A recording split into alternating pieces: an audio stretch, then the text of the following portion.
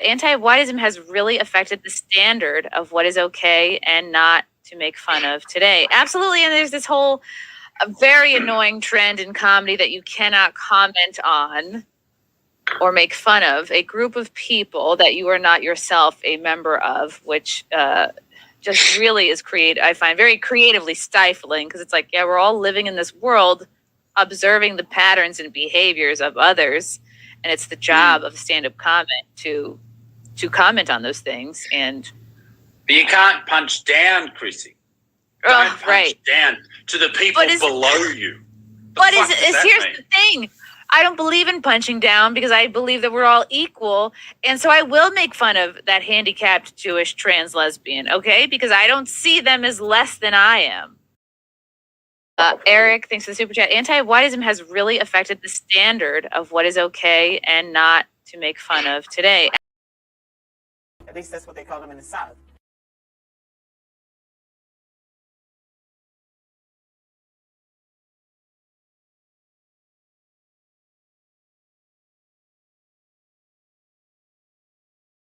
You still had a situation where it's always been okay to call white people crackers and honkies.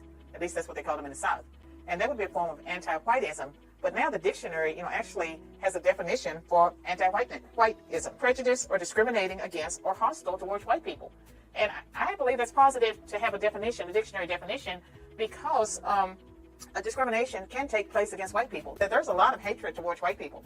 We hear about the hatred towards racial and ethnic minorities, but there's a lot of anti-whiteism that takes place across America, and it should be on equal level with anti-blackness or anti-Hispanic or anti-Muslim, anything that's based on prejudice, that's irrational. White is just like any other racial or ethnic group. And many of the things that the progressives attribute to whiteness, it's really Western civilization that's under attack. And with the Smithsonian, they have argued at times that if you plan for the future, you get to places on time, if you believe in hard work, the math that you have to take in school to qualify for almost any type of occupation, that's racist.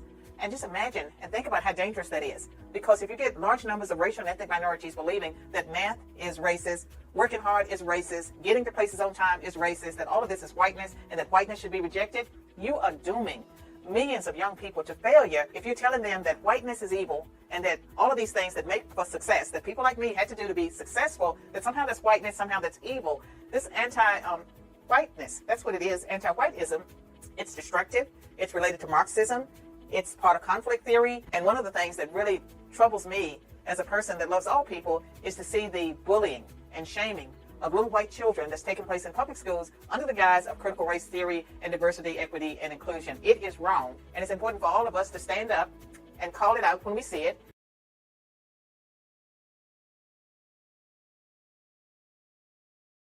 Oh, this is a good one.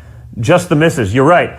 Yeah, people ask about this, like the attack on just even, feels like, white people in general in this country. Because you're right. If you don't check that box, you're white, heterosexual, it's like it's over. Even if you're a woman, it's like that doesn't even matter that much anymore, right?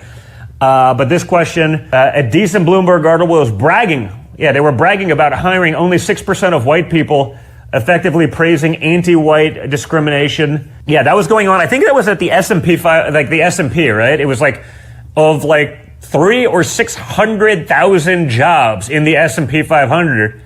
I saw that stat. I didn't read the full article because I was like, it's just over. But 6% of the people hired out of 500,000 people, whatever it was, a huge number were white. I was like, in a sample size of 350 million, this is basic statistics and probability, right? In a sample size of 350 million, white people don't magically go from being 70% of the population to only being worthy of 6% of the jobs. It's not how it works, okay? White people didn't magically just start underperforming to the tune of being 6% of the people hired at the S&P. Diversity, equity, inclusion, being able to check that, virtue signaling, to be able to say how wonderful we are that we did this. We got to start fighting back. You think that S&P stat, you think that's a coincidence? It's not like it was 12 people hired. It just happened to find some guys that were outliers. This was hundreds of thousands of people. Only 6% were white. Only 6%. It's 70% of the population, but minor details. Will President Trump talk about publicly the anti-whiteism in our country? Thank you in advance, sir, for reading my question. just the misses. Listen, I think we talk about it every day. It's sort of, it's a fact. You see that, I keep hearing about, how white men are the most privileged people, straight white men. It's like, really? Like, they have like the highest suicide rate. They're,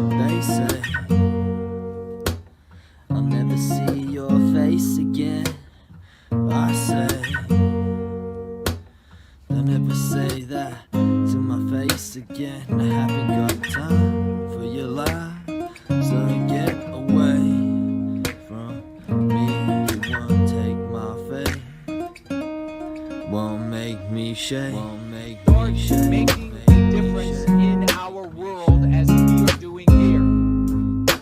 They say I'll never see your face again. I say because those who have the discernment to see beyond that horizon, going free, treating your enemies, will see this as soon as it starts happening. You will be excited as hell because this is going to be some of the most powerful moments in your lives. Some of those powerful moments in your lives.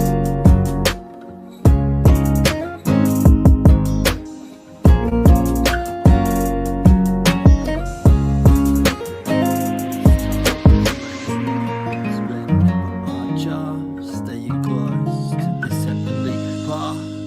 They say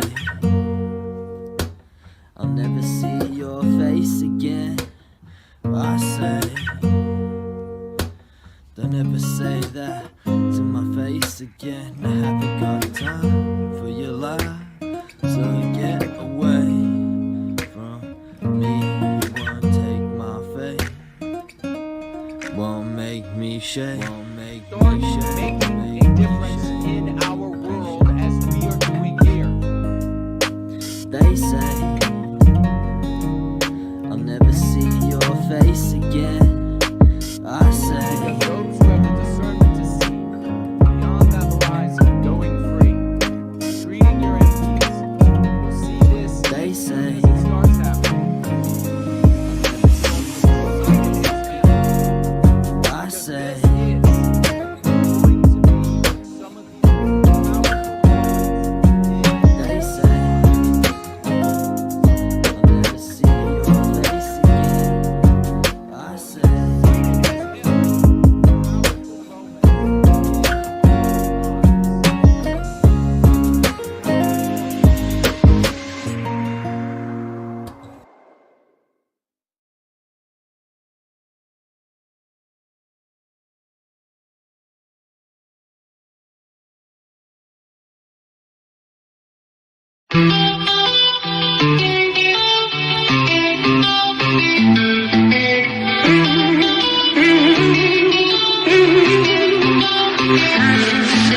I never hit my race, but until recently I didn't know history class was jacked completely. Found my new family with the team going free. My old family doesn't understand me, cause I am so pro-white. No coke, no Sprite, I am rolling with the bubbly, gonna be more white. I saw them twist history right before my very eyes. Insurrection Day, it's in the book and it's all lies. But now I am alive and well to tell it. But will generations down the line be able to sell it? I've always been a thinker on the search for both sides, but they label me an outcast and they cannot tell me why. Guess I'm just a black sheep, white boy who doesn't hesitate to make a lot of fucking noise. I'm the black sheep, white boy, and I wouldn't change a thing if I ever had the choice. Cause the red's the color I bleed. Yes, we all to be red.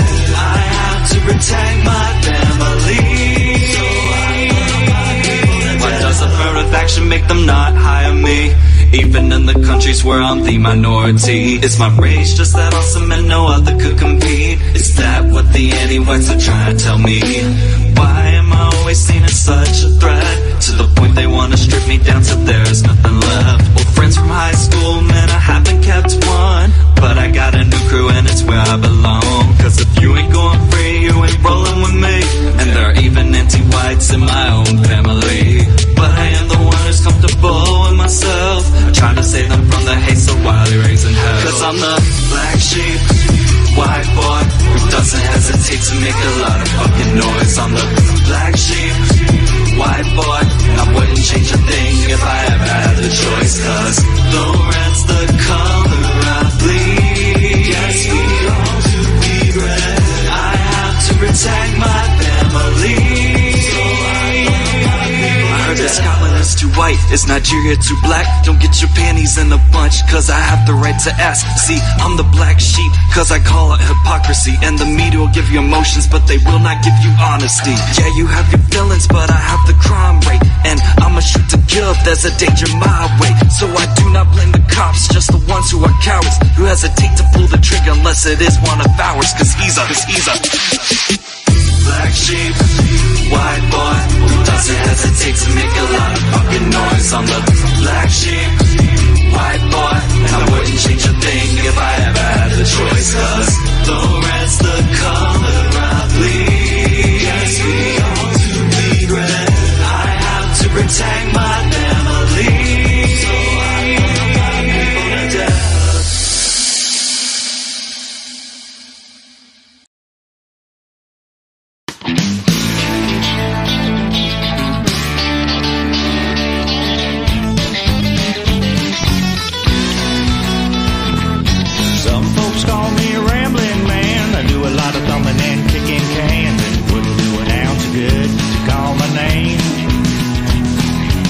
His name was Willie Woodrow, and I wasn't born and raised in no ghetto, just a white man looking for a place to do my thing. Well, I'm out to find me a wealthy woman in a line of work that won't take no diploma, and I ain't got much to lose and life to gain. Some call me a good time fella. I ain't black and I ain't yellow. I'm a white man looking for a place to do my thing. I don't want no handout living, don't want any part of anything they're getting. Cause I'm proud and white and I got a song to sing.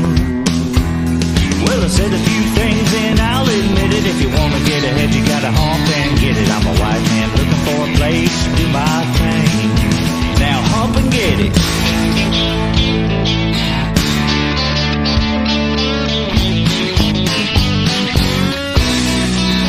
Yeah, I'm a small town man, I've been around a little. I like guitars and I like a fiddle, and that's the kind of soul it takes to fan my flame. I'm a blue-eyed Billy, kind of rough and ruddy. I have to work to be somebody. I'm a white man looking for a place to do my thing. I don't want no handout living, don't want any part of anything they're giving. Cause I'm proud and white and I got a song to sing. Well, I said a few things and I'll admit it. If you wanna get ahead, you gotta hump and get it. I'm a white man looking for a place to do my thing. I'm a West man looking for a place to do my thing.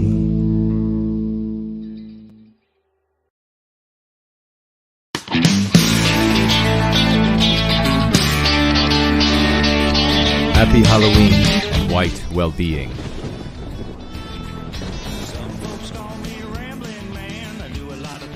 And we are rolling in with Fornell still playing because that's how much we love Fornell. I'm a white man. I'm a Westman. Can everybody hear me all right? Should be able to hear Fornell still, and we'll slowly back that out. Great to see everybody who will show up on this Tuesday as we approach Halloween. All right, we'll slowly take old Fornell out there. Should be just me now. And the AC, of course, we'll have to AC running because I make everything hot. All right. Everything seems to be okay here. We got a couple interesting topics to discuss tonight. And of course, over the course of this roll in, if you have a question or comment that you would like to have read 100%, you may financially gift, or you may just financially gift for any other reason. You can do so on Entropy, you can do so on Odyssey, and you can do so on Cash App, and you can do so on Subscribe Star. I'll be checking all of those. If you would like to financially gift in a cryptocurrency, you can also do that on Cash App, on DLive, and on Odyssey as well. Otherwise, tag me as No White Guilt, and I will see the comment and or question, and I will speak to it, as I am wont to do. White Wolf is here. Great to see you. There's Victorian Time Traveler. He's time traveling. The great Thunder from Down Under. Lunder is with us. Myra is here. Hello, Myra. How are you? Misty. Hello, Misty. How are you doing? Sinkoi. Hello to Sinkoi. The great Franklin is here. The truest, one of the truest of champions of all champions. Rick Freedom. Hello and welcome. Red Dog is here. Anna is here. Hello, Anna. Welcome, welcome. And we have E. Essington. Great to see you.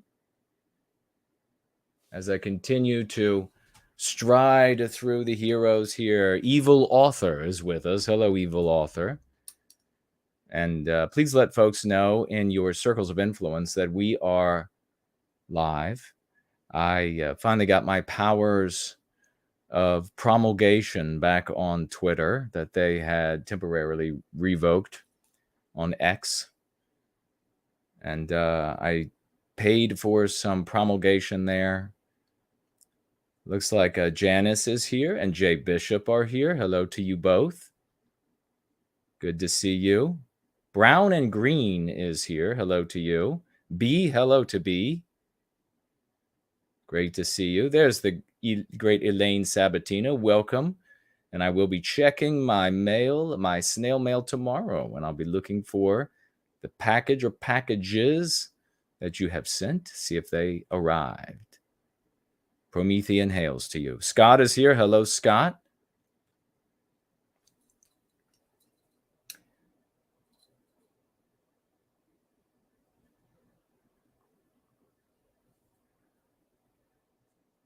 B is asking a question here about what religion he or she should follow. That's a very personal decision. And I would suggest a lot of introspection and asking for guidance about whether or not you should even have. I guess the question is what religion, and then also should you necessarily have one? Azimuth Clark, hello to you. Cowboy is here. Who else do we have here? White Wolf is here. Great to see you.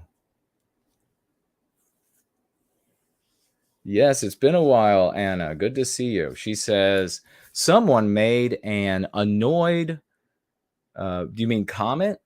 Annoyed about Jason on my recent video about Israel that, quote, he doesn't let us call them out or do anything about them. Yes, that's funny, isn't it? They've been calling them out. They've been calling out all Jewish people. They've been bellyaching about all Jewish people for generations and generations and ruining their lives. And it never can't go anywhere on the macro level if it can't go anywhere on the micro level. If it ruins your life on the micro level, then it would be, it won't even become macro. And Jason's the problem.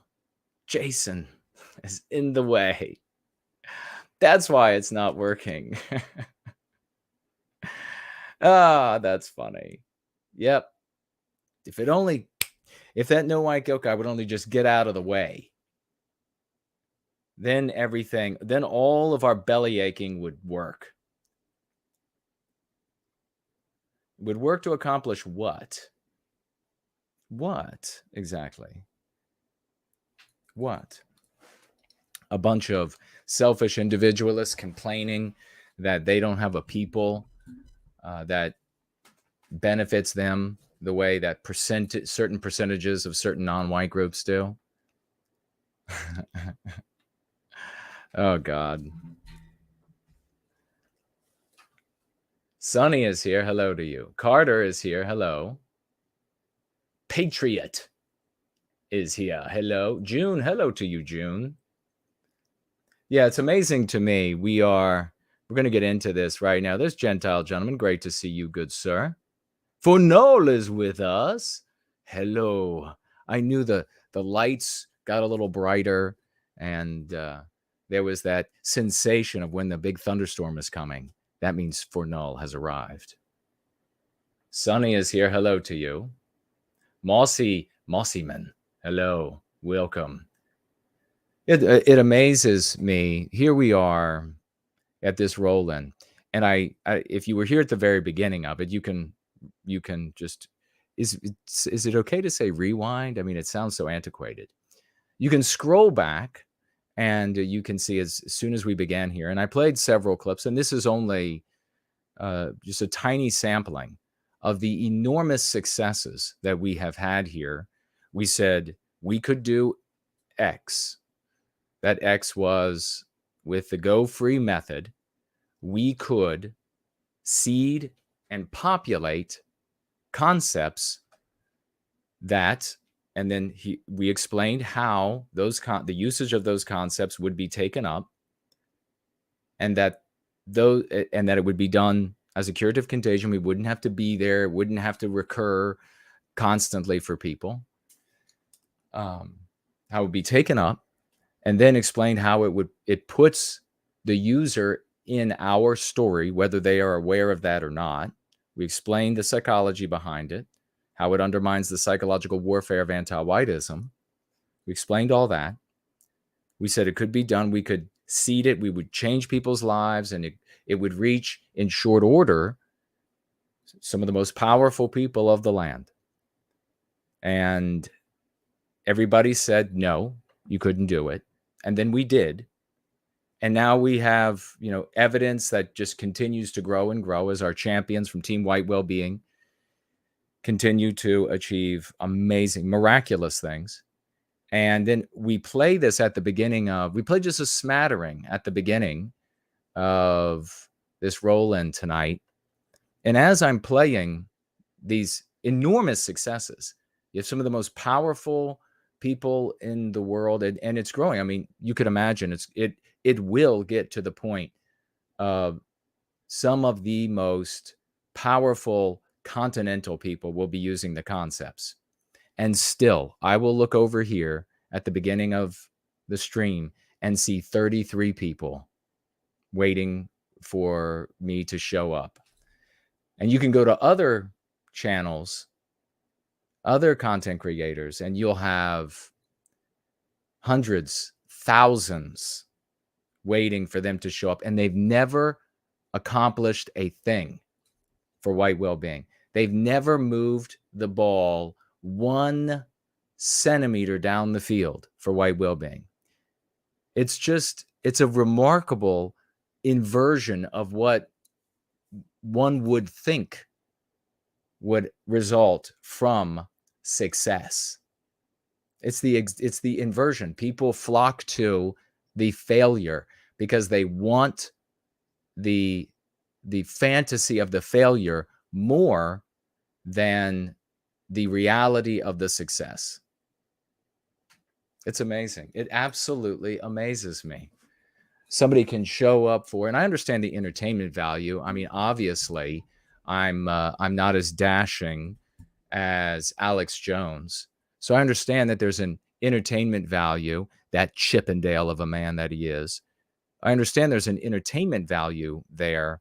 But if you are at all going to have a pretext that you care about what's happening to the West, you care about what's happening to America or Poland or Sweden, you care at all about these things, or South Africa, you care at all. You're showing up how do you not end up in the place, the only place where people are having success? It is so baffling to me. Anyhow.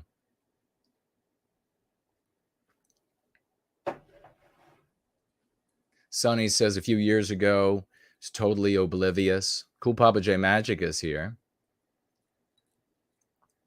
He says, Jason's no Buddy Brown, but this no white guilt guy is pretty good. I love it. So true. True, real, based.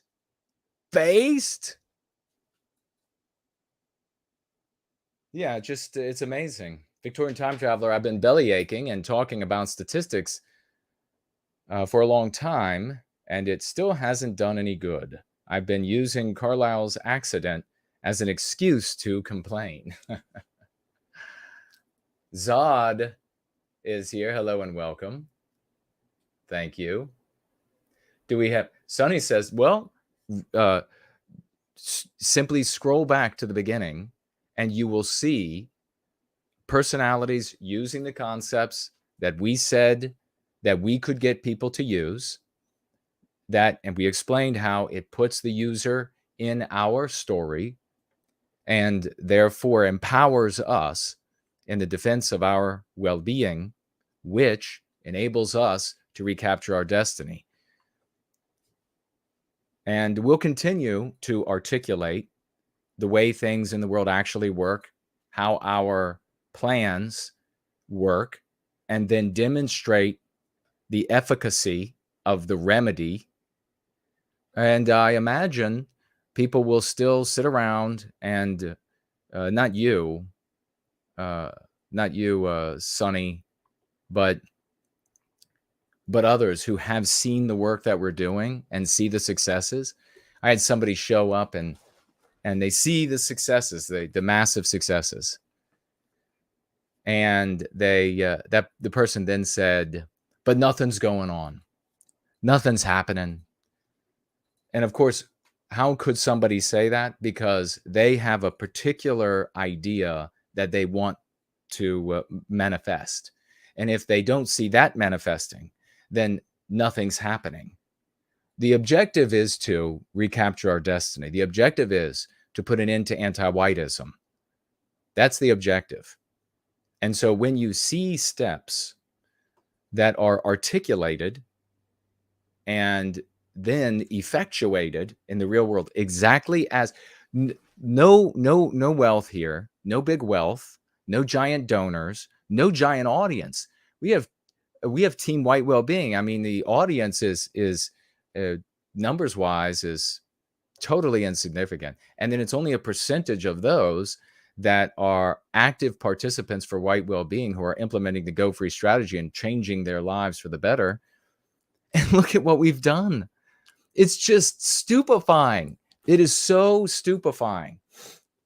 Look at all that we've done with these, and then all the great champions that are active on the GFCs, the Going Free clubs, and Team White Wellbeing underneath the immaculate leadership of Biospirit of the West.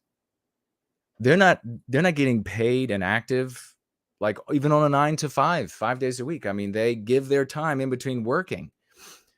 I said to Rapunzel that this is the only, the other day, this is the only community that over all my decades in the white sympathetic sphere, and you say, all those decades, look at him, he's fabulous. There's no way. It's true, I tell you.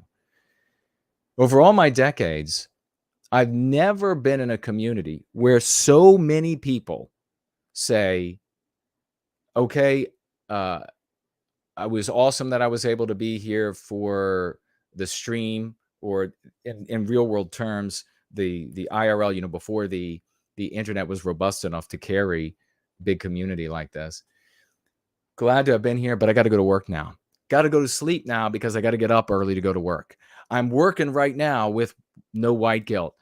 That doesn't happen anywhere else. Other content creators, it can be 4 in the morning, for the audience. They go live, 3:30 in the morning, they go live, 7,000 people show up. Not a word about having to go to work the next day. Not a word about having to go to school the next day. They're just there in the chat. It doesn't matter. It's amazing. It's here, got to go to work. Got to go at work, just got back from work. Got a problem at work.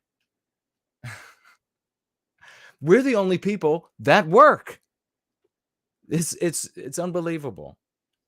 But yeah, it's like more and more, I think with age, maybe it'll become more and more comical to me that with these tiny numbers that we have relative to the potential, with the tiny numbers that we have done so much, and that in reality, all of these other, the vast majority, not every single person is just a doom grifter or whatever, but really they're just children playing.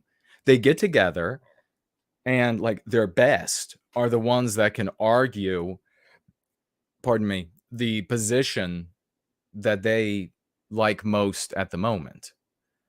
So as I said a couple of weeks ago, came up with they want an idol so they can be idle. And then they think just getting together with other content creators and arguing over what's like the right position, that's doing something. That's some sort of activity advancing us to a better. I mean, and ultimately what it's really come down to with this conflict between the Israelis and Hamas, what all of these arguments are just boiling down to is, do you worship Jews or do you hate all Jews? And then just like shadows orbiting these people, and then just having these debates, slandering each other, and just well, who's really the bad guy? And here we are. I mean, you really have to think, kind of grab this moment in time and appreciate it for what it is, because here we are in the midst of all that, starting the stream off with several of infinite number of examples, because they just keep coming, of the successes of what we said we could do and everybody else said you couldn't. And we have 33 people waiting, watching those videos while other content creators can get. So I mean, it's like I've been streaming for 2 months. You got 33 people waiting as we play these videos, and unbelievable, just unbelievable. But you can show up someplace else, some doom grifter here or there, doom documenter, doom divinator, and they can, stream start, and not even somebody who is firmly in an explicit white sympathetic. There are channels out there, even on alternative media, but there are channels on YouTube that just read the news and give absolutely flaccid, inept interpretation, just really bitching about the news, nothing of value, and they'll have like 500 people waiting for it to get started.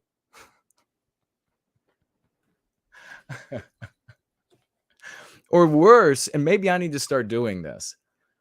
Maybe I need to start doing this. The content creator will read a synopsis of a piece of news and then say what the content creator would do in that scenario. So like he or she would say, well, if I were in that situation, I wouldn't put up with that, or I would do X, Y, or Z. Who gives a shit what you would do? How is that valuable? How is that even entertainment? I mean, it's entertainment if it's like a crackhead. But how is it entertainment when it's just some normal conservative content creator, but thousands will show up to watch the conservative content creator talk about, well, if I were in that situation, I'm not putting up with it. And then, re-say that 5 times. And then next news item. Who cares? Who gives a shit? But apparently, shit tons of people do. Nobody wants to know how to make it better They just want to show up and complain about it themselves, and then hear what some nobody thinks about how they would handle it.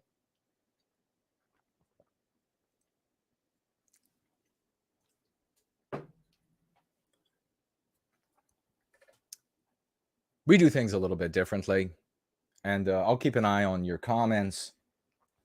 Maybe if I go have a conversation with some of these content creators in a way that they are not expecting, then we'll have more people show up. The universe full of clowns. That's what it is. It's full of clowns. Oh, you're having massive. Oh, so you have the Pope is using your verbiage. Putin is using it. Trump is using it. This hasn't happened yet. But don't you dare doubt it. Trump is using it. We name a few more. The wealthiest woman in Australia is using it. Name a few more. They're all using it. And I'll be playing the intro with them using the concepts that the great champions from Team White Wellbeing have brilliantly plugged in to their heads. And there'll be 33 people shown up. Oh my God. 10,000 show up to hear how the Jews have too much power. Well, what they're doing is working. Maybe striving for your individual well-being by way of your group's well-being. Maybe that works. Maybe that's why they have power. That's like complaining, he's too tall. That's like a guy complaining about another guy. He's too tall. He's just too tall. Well, what the are you going to do about it? It's happened. It's there. You can't do anything about it. He's tall. He's taller than you. He's too tall. Okay? There's nothing you can do about it. It's a lady or something. Her legs are too long and shapely and gorgeous. It's just too long and shapely and gorgeous. Okay, well, you can't do anything about that. At least in our situation, a percentage of us, and that's what's going to happen. It's going to be a percentage of the white race, a very small percentage, I guess, apparently, the ones that are able to think, that are going to come together and achieve individual well-being by way of that individual group, that percentage of the white race's well-being. And over time, that percentage will get bigger, slightly because of its growth, but more so because the white race will be shrinking. All those selfish individualists are taking themselves out of the gene pool, like this woman's husband. In fact, I should show you right now. Do I have it up? Now I'll show you in a minute. We'll just get reading the story. But maybe we'll be like, I talk about there's a percentage of Jewish people, a percentage of Black people, a percentage of Hispanic people. There's a percentage of all non-white people out there that do the glorious activity, engage in the glorious behavior, the wonderful, tremendous, all good white people would like to emulate, of working for individual well-being by way of their people's well-being. The only race that doesn't do it for shit are white people. And that's why you end up with so many of them can get wrapped up in, let's demonize the groups that do it well. So the analogy the part of the analogy that was weak was that you can't do anything about not being tall enough. You can't do anything about not having long enough legs. But we can do something about not having a people. Let's take a look at this story, ladies and gentlemen. There'll be some. And if anybody has a question, especially if you're new, you have a question, you're like, well, how does this Go Free thing work? I'll explain it. I can answer any questions about it. I've been explaining it for decades, and it's been working out exactly as explained. So I don't know what more evidence there needs to be.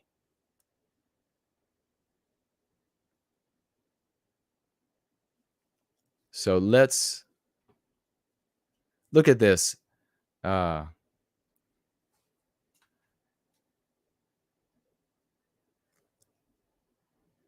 Vignarajah. Wow, what a wonderful name.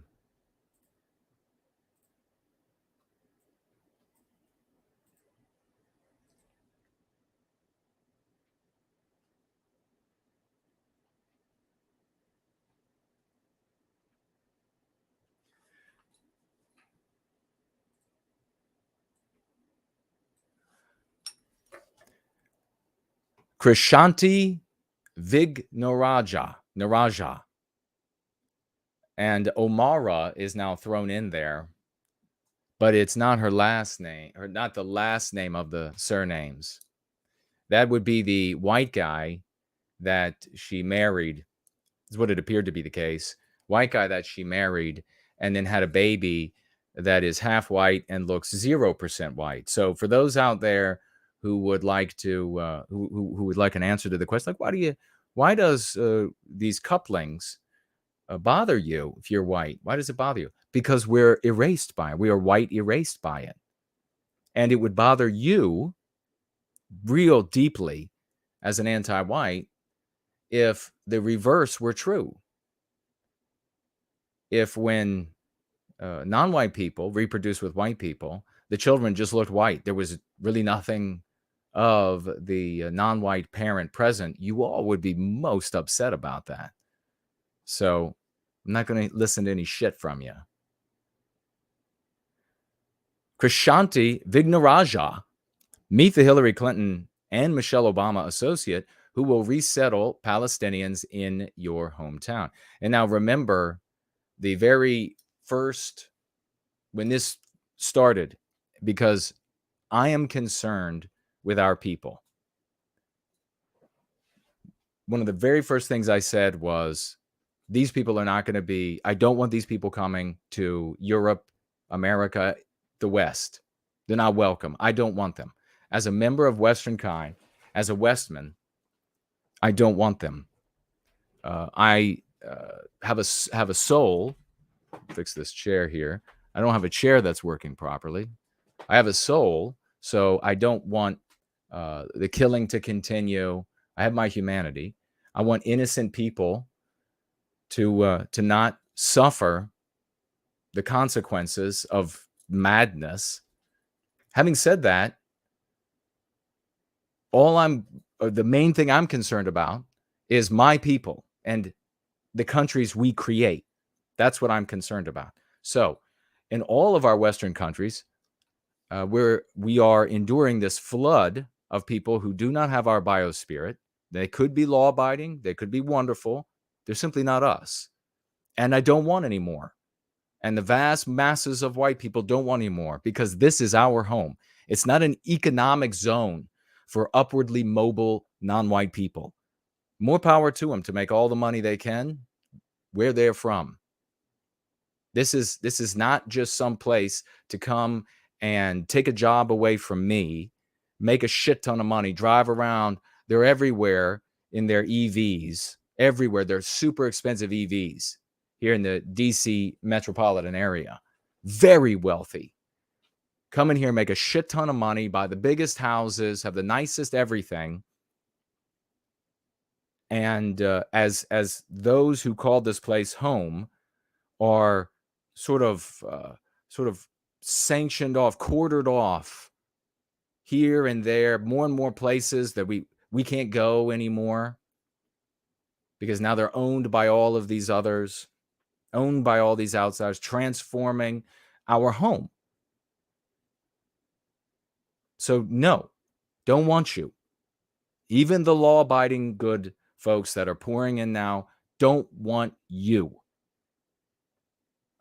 You can visit on vacation. I'll visit maybe if there's a big change and we get our destiny back and everything, maybe I'll visit you where you live in the country that you are going to make into a wonderful home. But no more. Doors are closing. But everybody else in this, just to echo what we were talking about, everybody else in this sphere, like losers that show up on platforms, other alternative platforms, because they're not allowed on YouTube because they're antisocial animals, many of them. They want to make the entire conversation about other peoples. No concern for white people. Just a pretext. So here you have this woman, and let's see if they'll actually say it here, that she came to the United States as a border crosser from India, and this is how she repays. This is, by the way, this is the thing that white people said forever, just intuitively, not even understanding really what's socio-political issues, racial issues, human behavior, not even understanding, just intuitively. If they come here in big enough numbers, they'll bring more and more of their people, because it's just common sense. It's what happens. You want to be around folks like yourself. Biospiritually, you do. That's why you see so often, like with Nimrata, that's why you see so often, even when they marry a white person, the white person is submerged in their race, in their people, in their culture.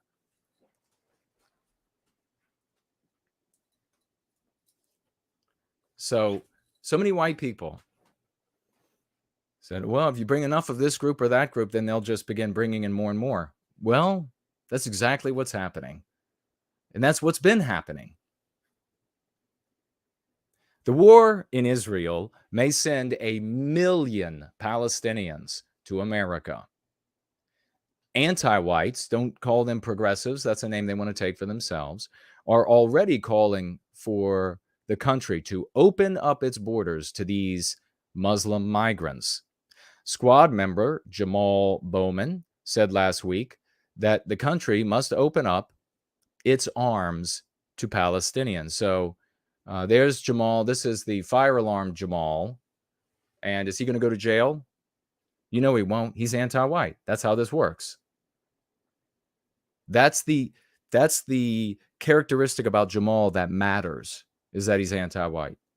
If you said black, then you've got a lot of learning to do. You got a lot of growing to do. Hopefully we'll be able to take you into that percentage of the white race that finally starts looking out for the actual white race. And what a test this was with the war between, or the fighting between Israel and Hamas. Well, again, another test to demonstrate what was everybody's first thought. This community's first thought was, what about white people? Everywhere else, do you worship Jews or do you hate them?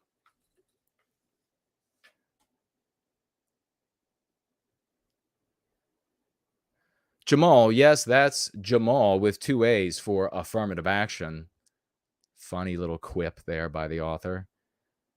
Bowman recently stunned the nation with the claim that he accidentally pulled a fire alarm in the congressional building. Quote, it was a dumb choice, but it is what it is. Don't you like that? I mean, did you ever think it was something you kind of shied away from? You tried not to think about that? The kind of illiterate, dumb, jackass street language, it is what it is, it be what it be, would make it into the federal government. And now that's governance and what was our country. That's what passes for governance. And of course, these people, I guess these people are conservative. They can really speak ill of these folks now. We'll see. I don't know what this author actually says, but you see a lot of these conservatives, cuck-servatives now, they're suddenly really feeling their oats that they can say openly something negative about a non-white group, in this case, Palestinians. You got to be careful. These people are going to start getting in trouble, though, because the Jews are angry at them now. So they're suddenly like, yeah, we can talk negatively about them. That doesn't mean that Jews rule the world, imbeciles. And if they did, if aliens ruled the world, the right response which you don't know if you're not part of the night of the white table, the right response is, how did they do it so we can emulate? That's the right response. Not them. Tell us how awful they are. Tell us about all the times that they did awful things. You little retards, retarduses. Nothing but tarred land. Tarred land, those phone booths, the TARDIS. Tell us about how awful they are. Fuck you.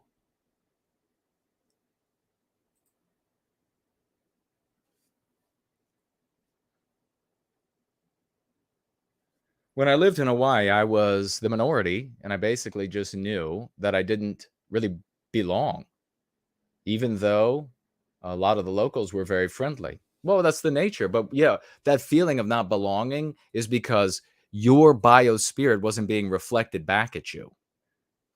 If we were there in our lonesome there, we would build glorious edifices. We would order schools and governance and roads and parking lots and everything in accord with our biospirit, and you would feel completely at home. You would feel totally at home. But yeah, thank you for pointing that out.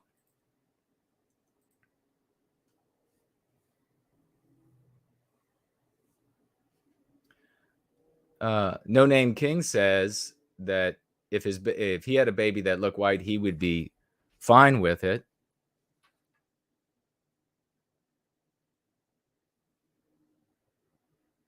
It's like complaining how good the other team.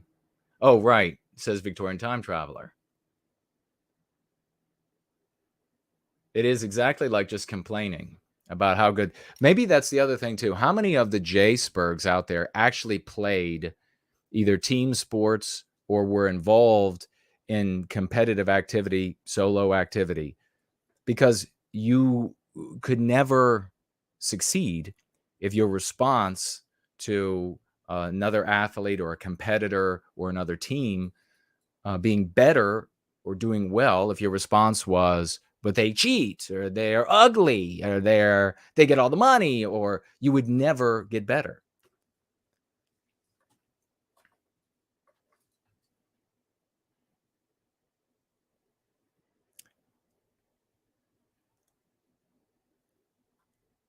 It is what it is. Jamal's call to bring in politically millions of new Palestinian refugees is arguably even stupider than his fire alarm. What? What do you mean arguably stupid? It's infinitely stupider. Stupider. It is infinitely so.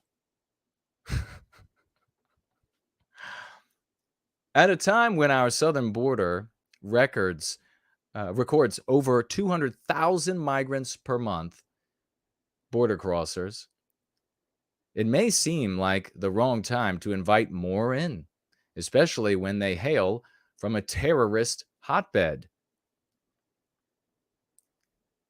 Maybe you all can see, those who are going free for a long time will see immediately the anti-white arguments that could easily undermine they are from a terrorist hotbed. I mean, I guarantee you, high schoolers, anti-white high schoolers, just like I said, which argument was it? It's okay to be white. I told you all high schoolers, kids will be able to undermine that position. Everybody says, so brilliant, this genius. And I was like, nah, not really. You, Jason. And then it was like a week and a half, 2 weeks later. And there was that non-white kid, was a black kid at a high school that undermined it for the local TV. Probably not even a senior. It turns out that the terrorist sympathizers helped bring the migrants here. Oh, now that's their problem, is that they're terrorist sympathizers, not that they're anti-white. It was revealed this week that Homeland Security Asylum Officer Nejwa Ali? Are you fucking kidding me? I wonder why we have a problem. I wonder why.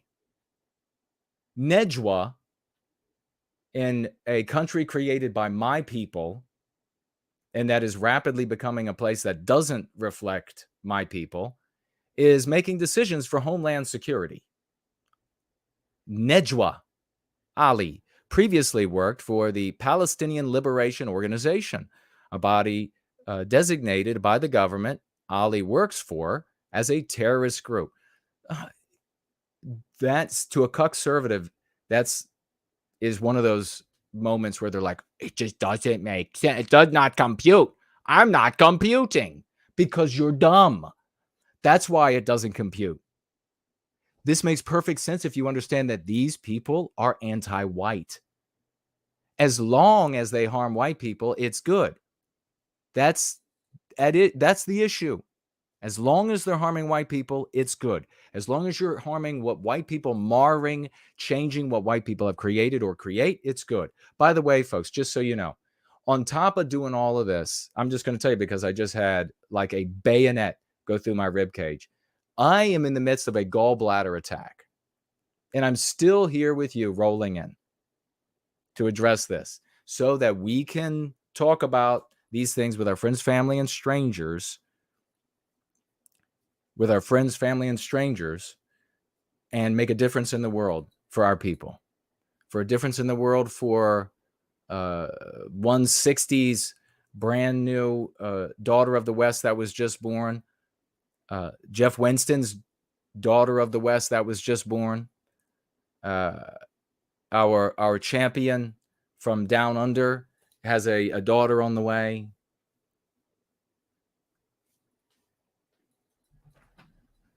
That's how we make a better world for them. White people went into combat in like limbs cut off. The whole world knows these stories. The white race it's being eradicated from, but the whole rest of the world knows. They remember what the white race used to be. Now you got people coming up and they're just like, no idea. Like no thought for pride, no thought for nothing. But keep complaining about Jews.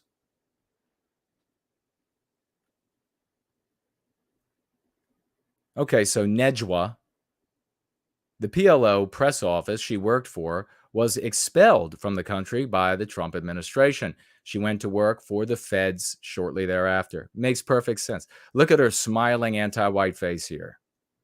Look at it. You know how much dough she's making?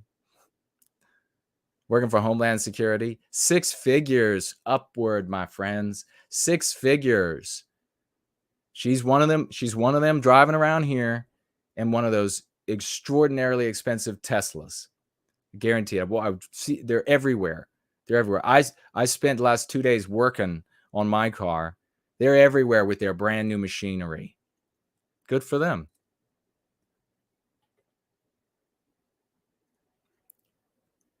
From the Daily Wire. Several of Ali's posts glorifying the terrorist attacks include the statement, respect our existence or expect resistance. Simple. No apologies.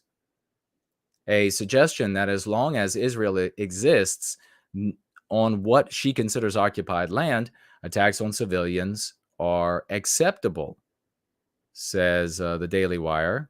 Jews seeking to come to America might have a hard time if Ali were their immigration officer. Oh, this is the conservative realm.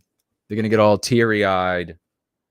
Are you not? Why aren't you doing enough? You have all these preachers and priests coming out now, and they're like, more needs to be done for Jews. And when they're not saying Jews, they're saying Hispanics, they're saying Arabs, they're saying blacks, they're saying Asians, anybody but white. They never get passionate about white people. White people will fly trillions and trillions of dollars and goods and food and clothing, etc., over the heads of millions of white people in poverty. And they won't bat an eye. And they'll say, I'm doing so good. I am so moral. I sent so much and so far and so amazing.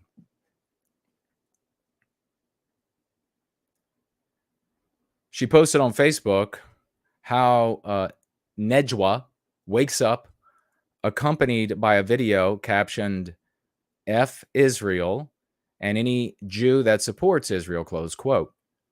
And a photo that says, quote, a nation that has nothing but Allah has everything it will ever need, close. So happy that's in my Western country, that attitude. So happy. So happy. You notice the big difference here? How when I go through these things, my every concern is for us. Big difference from these other so-called advocates for white people, isn't it? Big difference. Ali's story should make America wonder, who are the types of people welcoming immigrants into our country? It may surprise readers to learn that ostensibly Christian charities are responsible for bringing foreigners to small towns throughout America. It's so true, I'm afraid. But it's not the fault of good Christians. It is the fault of organized Christianity, because Christianity, just like everything else, has been defeated by anti-whiteism. And so all of these big Christian, organized Christian outfits serve anti-whiteism with the patina on top of religiosity and Christianity and doing good, being moral. I remember, they're naming a few here, in this Lutheran Immigration and Refugee Service. That's who this woman we're talking about today, that's who she works for. Vignarajah, that's who she works for. How do you like that? And I think she's not Lutheran. Go out on a limb.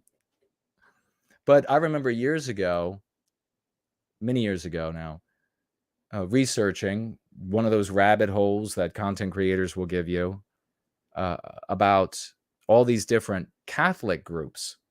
Now, this is not good Catholic people. These are these big organized Catholic groups that get federal dollars, and they are vehicles of anti-whiteism. It's interesting how the trad caths and the other Christian nationalist types will mention the involvement of Jews, but never mention the involvement of all of these Christian groups in facilitating anti-whiteism, of which there are far more.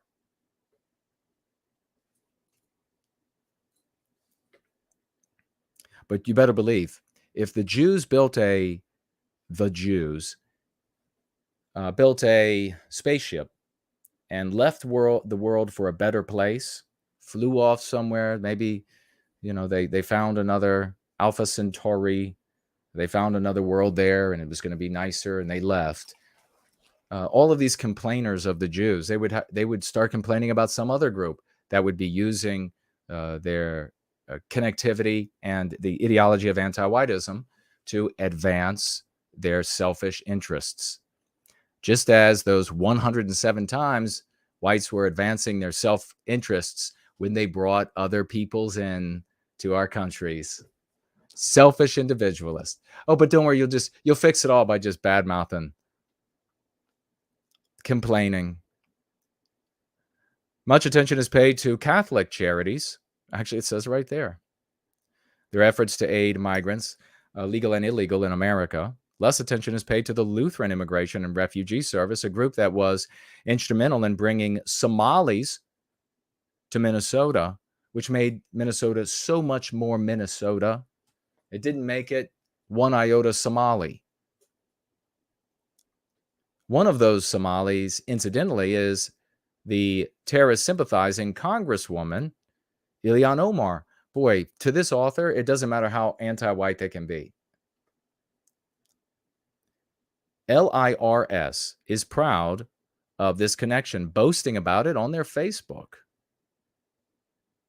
Like other charities, isn't a mere nonprofit. It's an appendage of the U.S. government. Over 80% of its funding comes from the federal government. It received $41,631,000 in state assistance.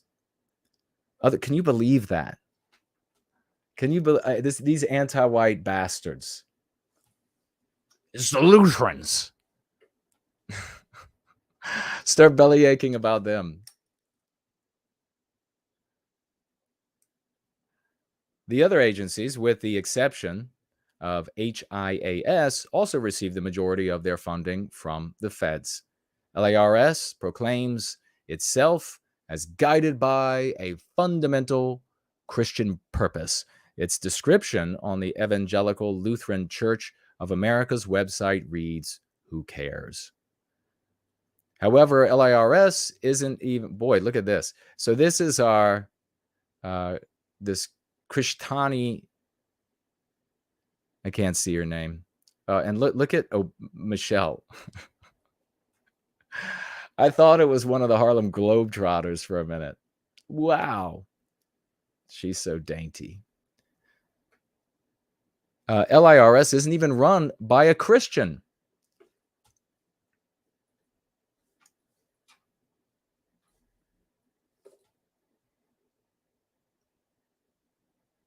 Omara Vignarajah, a Hindu woman with impeccable globalist credentials, is who runs this Lutheran organization.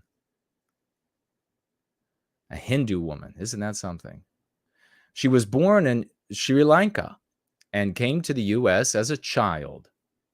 She has degrees from Yale and Oxford. And I wonder, was she actually worthy of these institutions, or did she benefit from a white man being, or white men being discriminated against?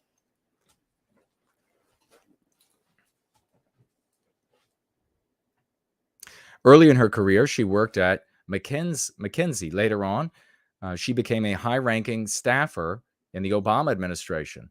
She worked as a senior advisor to Hillary Clinton and John Kerry at the State Department. She finished her time in the administration as Michelle Obama's policy director. In 2018, she ran unsuccessfully for Maryland governor, earning a measly 8.2% in the Democratic primary. She then took her talents to LIRS in 2019. The group was troubled upon her arrival. The previous president was fired for mismanaging the group's funds, which primarily come from taxpayers. Vignarajah appeared to put things in order and bolster the group's connections to the corridors of power. In 2022's speech delivered at the University of Maryland, Vignarajah, as American as apple pie, argued she had more power to bring migrants to the U.S. in the nonprofit world than in the federal government. In the same speech, she complained about the right's view on immigration and how isn't that interesting to capitalize right for right left? But I wonder if this author capitalizes the W in white for the people. And how it's imperative to correct this misinformation. She also shared her view that immigrants are the real Americans. No one can create America but white people. That's it. It's a Western country, the America that was. It's a Western country that comes from the biospirit of white people, the instinct of white people. And it has been, in all positive cases, enriched by the contributions of other peoples. But that didn't change what it was. Their contributions didn't make a Western country. Their contributions are deeply appreciated, and white people build statues to them, and we celebrate them for their contributions. But there is no America without white people. And so this idea, this anti-white idea that America is an idea, that's all it is. And anybody who holds the idea is an American and can create more America is strictly for the purpose of victimizing Western kind and thieving from us our inheritance. Also, our duty to carry on what our ancestors have created. Let's see, is there a quote in there? Vignarajah also shared her current priorities in immigration policy in her work. She has found negative, misinformed narratives at the root of nearly all immigration issues. Misinformed narratives. When examining statistics and economic data, she sees some arguments such as increased crime and unemployment as a result of immigration do not hold up. Despite this, addressing false narratives surrounding the impact of immigration remains a prime challenge for policymakers working in this space. Quote, the general perception that is really so problematic is this otherness. Explain. Otherness. You kept your Indian surname. You made your white husband's surname the bitch name. Your middle name, it's now the bitch name. And we have pictures of you in your traditional dress and everything from India when you came here as a child. You are obviously demonstrating an otherness. You are distinguishing yourself from the other. How dare you? Unless you are part of the indigenous community or someone in your family was forced here through slavery, someone in your lineage made a decision to come to the United States. I think that's, and so there you have right there, the idea that it's an idea on a map, and if you came here, then you're a legit American, or even more legit than somebody who was born here. The world learns quick. When you white erase, when you get rid of the people who have to create Western civilization every second of every day, they need to be in the places of governance. They need to be in the places of work, so that instinctually they keep making that Western civilization. As they disappear, you stop having Western civilization. And you know what they always do? The anti-whites always do. There's always an excuse for that. There's always an excuse. Many don't remember, it used to be a widely used excuse in the 70s and the 60s in America, where an area would go to shit. A bunch of non-white people would move in to an area, and then it would go to absolute shit. And the anti-whites would say, that's because the white people are white flighting. And they're making these areas bad by leaving them. And white people, conservatives, who didn't have me to listen to, said, or then aren't they proving the point that we make a better environment? Then how did that argument work out for you? Look at the state we're in now. We got Vignarajah with all the backers and the help of other government assets preparing to bring as many as 1 million people is what they have on the table from Palestine. And of course, how many of them are going to really want to leave anyhow? But they'll come for the food, they'll come for the clothes, they'll come for the white. See if you know what I mean. So they said, it's your fault because of your white flight. And now, and what kind of policies have they enacted? Since then, you have scores and scores of gigantic Christian Catholic entities that congruent with the federal government activities are funneling non-white people to every one of there's nowhere for you to go, white man. There's nowhere for you to go. You know, proper understanding is necessary to be able to formulate a strategy for success. that should tell you when you do this algebra problem backwards that we're having success, therefore we properly understand the lay of the land. I think that's where it's important to understand the truth, which is that they are us. If you just come, you are us. You are an American. Well, you could be a paper American, and that can be a wonderful thing. If you're a great contributor to America, you're a great law abider, you contribute to your immediate community, whatever it is, it could be a great thing. I mean, with the ideology, with the argument that the anti-whites make, India could just change its name to America. It could change its name to New America, and therefore it is. Therefore, it could change its name to New Germany, and therefore it is. It's an idea. Anybody could be New Germany. Anybody could be New Scotland.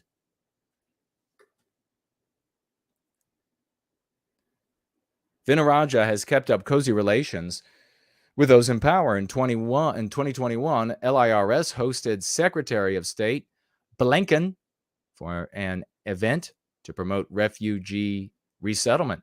Blinken made sure to inform the audience that he and Vignarajah had worked together at State. Krish, that's what they call her. That's her little nickname. That's what she goes by. Krish, thank you very, very much. And first of all, it's wonderful to see you again. For those of you who don't know, Krish is a former part of the State Department. I'm so glad that your State Department. So you got these clearances, you got the big dough. Man, they're living large. You're living large. I'm so glad Blinken says that you're continuing your remarkable service in this capacity. It's a remarkable service, remaking America to be other than America. It'll still say America on the map. That's all. It's the same thing. By the way, as they are voting to change the laws of the land, as that's happening, it's still the same thing. Like, when is South Africa not going to be South Africa anymore? It's really there, right? It's really there. It's so bad that it is not the Western country that it once was.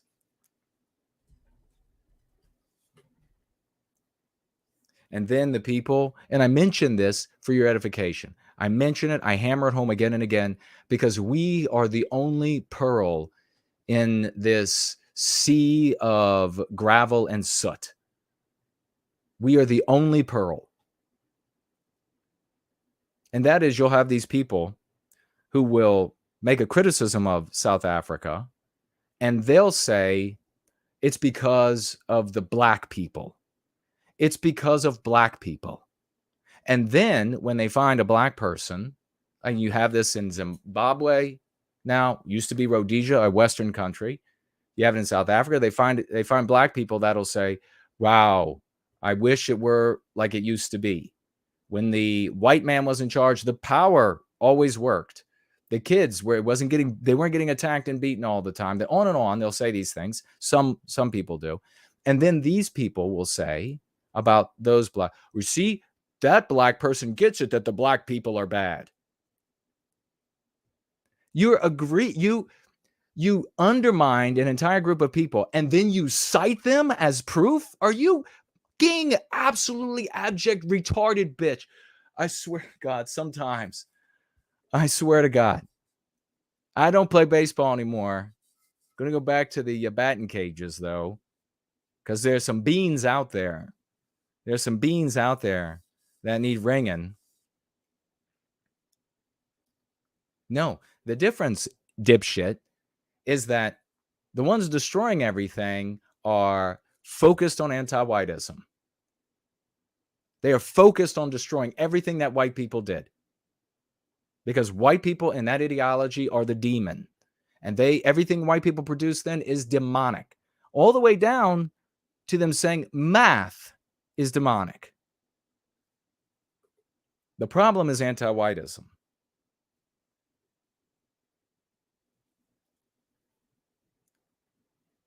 Vignarajah's tenure at the State Department, working under both Hillary Clinton and John Kerry, is interesting for a number of reasons. In order for refugees to be resettled, they must first be created, and a few secretaries of state create more refugees than Hillary Clinton.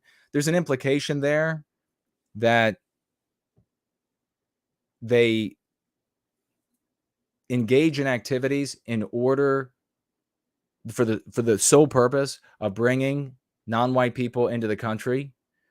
That's conspiracy theory stuff that unfortunately ropes in tons of white people because they're idiots, because they are absolutely brain dead with the PFCs in their food and forever chemicals everywhere in the world, and they're downbreeding with women choosing the worst possible men to reproduce with after they've whored around for a long time.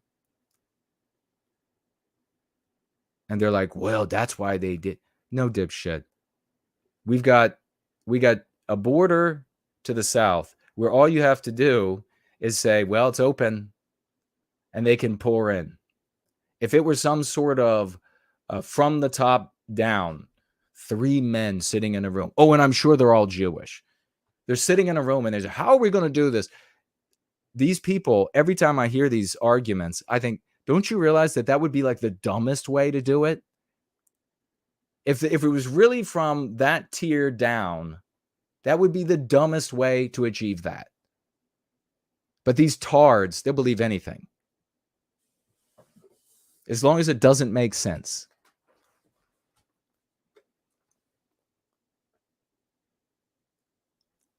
Hillary Clinton was a major proponent of U.S. involvement in the Syrian civil war on the side of the so-called Sunni rebels, which included Al-Qaeda and ISIS, resulting in the creation of nearly 7 million refugees. The West just becomes a dumping spot. You hate the West if you're an anti-white. Perfect. The Syria catastrophe wasn't even Clinton's worst. She is rightfully most notorious for her intervention in Libya and for the assassination of Libyan dictator Gaddafi. This has created, I heard a joke about Gaddafi a long time ago.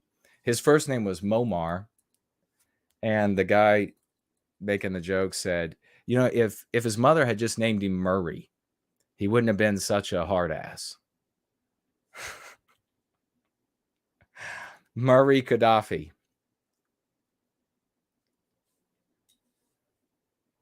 But his example is a great example that you don't ever do business with or tolerate or have faith in the anti-whites. And then what he should have also, another example of fight to the death.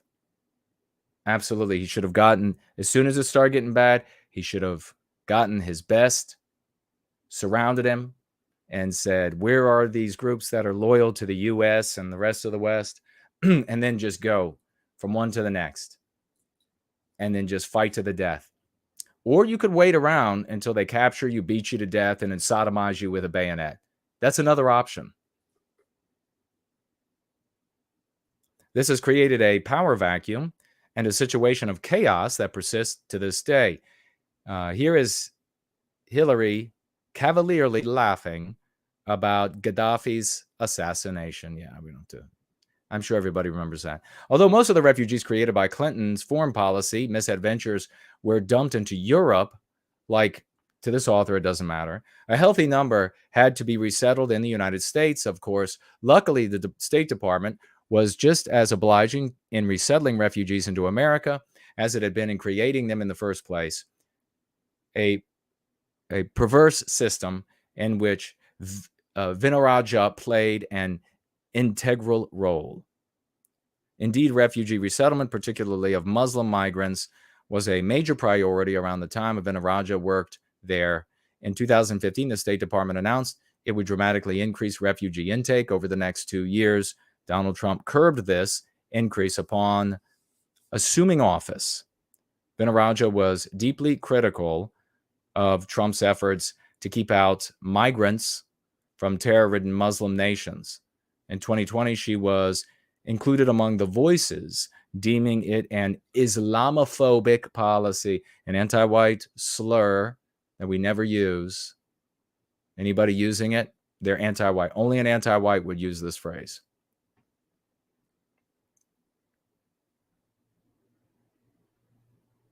She said, quote, "We are grateful to leaders who are trying to mitigate and prevent the damage these policies have done and restore our role as one of the leading advocates for protections for all vulnerable people, regardless of their country of origin."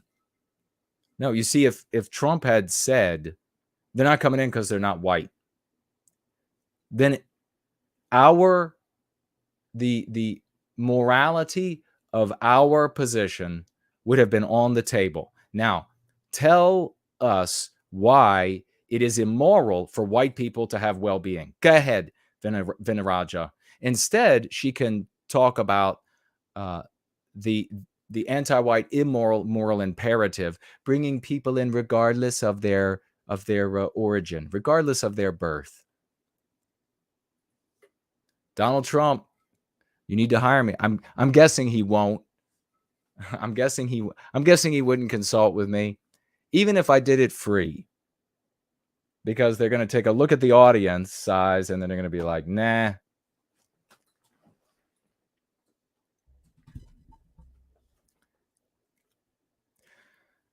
Vignarajah celebrated Biden's elimination of the travel ban, saying it turned the page on this dark chapter in American history. Vignarajah and her group became the face of the volunteer effort to settle Afghans in America. This Indian bitch is the face, the mover, the connected agent of absolutely transforming the United States. Remember that.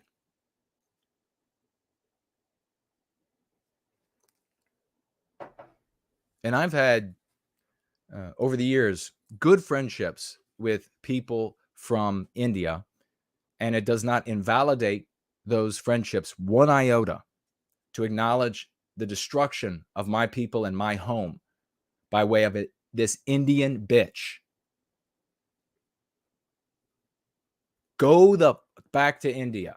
You want to inundate a country with people from everywhere else around the world? Do it to India.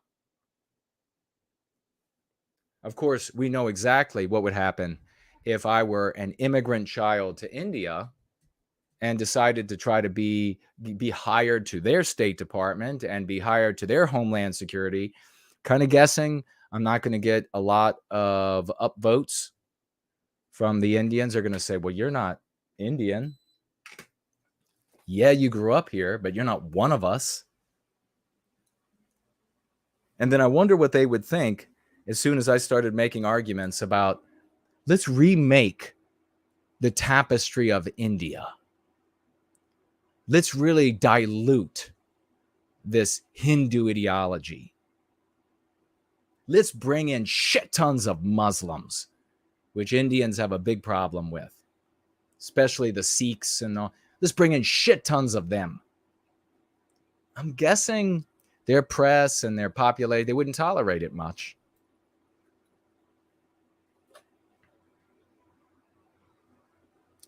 Vignarajah and her group became the face of volunteer efforts to settle the Afghan in America's following the Taliban takeover in 2021. She was interviewed on Sunday morning talk shows, cable news, public radio, and several major print publications. She wrote op-eds on the subject of the Washington Post and USA Today. Vignarajah was the go-to source for the media's efforts to persuade Americans to welcome tens of thousands of unvetted Afghans. Is the problem that they're unvetted? No. The problem is that they're Afghans. That's the problem.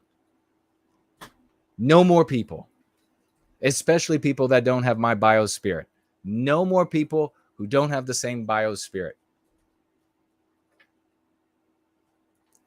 She chanced, and look, America clearly has the money to to give billions and billions and billions away, there's no reason for any of these shitholes around the world to remain a shithole. I mean, you could go build whole cities, whole beautiful brand spanking new glass and concrete and steel and gorgeous marble in these countries for these people to live in. Wonderful. You don't need to bring them here for that. She chastised Congress for being generous enough, for not being generous enough to Afghan migrants.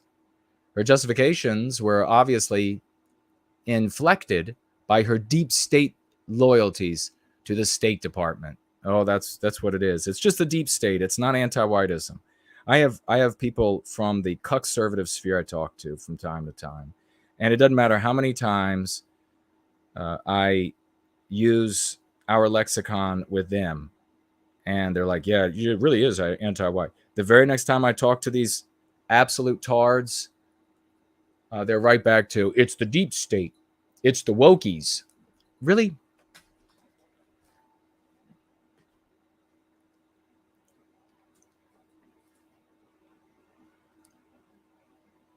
The media, to the media, she painted an extremely rosy picture of the resettlement process.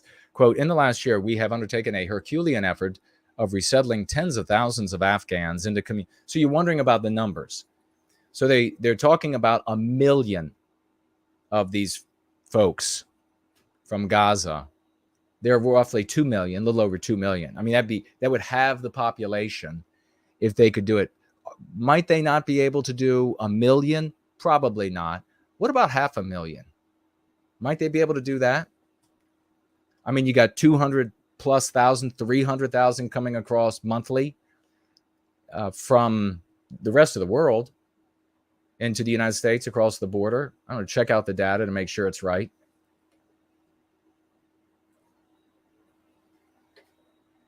Might they be able to do 500,000? Might they be able to do 300,000? In the last year, we have undertaken a Herculean effort of resettling tens of thousands of Afghans into communities all across the country. They're finding you, white man, white woman. They're finding you in your little ghettoized places where you've ghettoized yourselves. And then you build that cute, nice little Western civilization where it's all safe. And the wife can go out there with the stroller and y'all get out there on 4th of July and it's all clean and everything. And if somebody gets hurt, an ambulance shows up.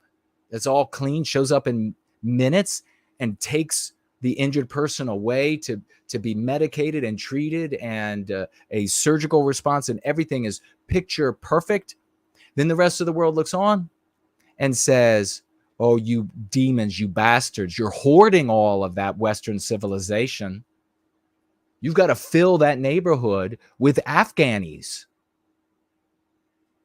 Then what happens to the neighborhood? I mean, where does it actually happen? If it's happening, people can take my hand and walk me to it. Where an area was all white, and then a bunch of non-white people moved in, and then it got Western. Oh my God. It's really been an all hands on deck mission, Vignarajah says. And it's really been inspiring to see how everyone from veterans to civic groups to faith communities, what did I tell you? I said your lodges, your churches, everything has been defeated by anti-whiteism because it's psychological warfare. None of these things were built in a way to compete with psychological warfare. Until us. They've all pitched in, said Krish Vignarajah. They didn't even bother using that O'Mara guy. Pfft, the fuck? Why is he even? She just wanted to. I get it. Us white guys look really good. So I understand that totally. I mean, look at me. For fuck's sake. I get it. But then she's just like, no, I'm not going to use that name. Really? Where's the bitch that did this? Where is the bitch that did this to you? Our new Afghan neighborhoods are neighborhoods are slowly but surely settling in. Really? With what dollars? With whose dollars? Where does that money come from? Where does all the self-improvement grants come from for these people? I wonder, is it the industry creativity and that work ethic of the white race? Is that what it is? Yes, that's what it is. We keep going to work like a bunch of dumbasses every day. You get up, you go to work. Some families, the only like really positive thing for white people, the only really positive thing they can say about family members is that they work. They get up early, they go work all their whole life. They get up, they go work all day, they come home, they feel like shit. And then that industry is robbed from them. And it's able to be done because the abstract concept of money is too hard for them to understand. Where that comes from, how it comes from. And they can't hear anybody like me talk about these things for them because nobody cares about success. Nobody's interested in pushing back on what's being done to us.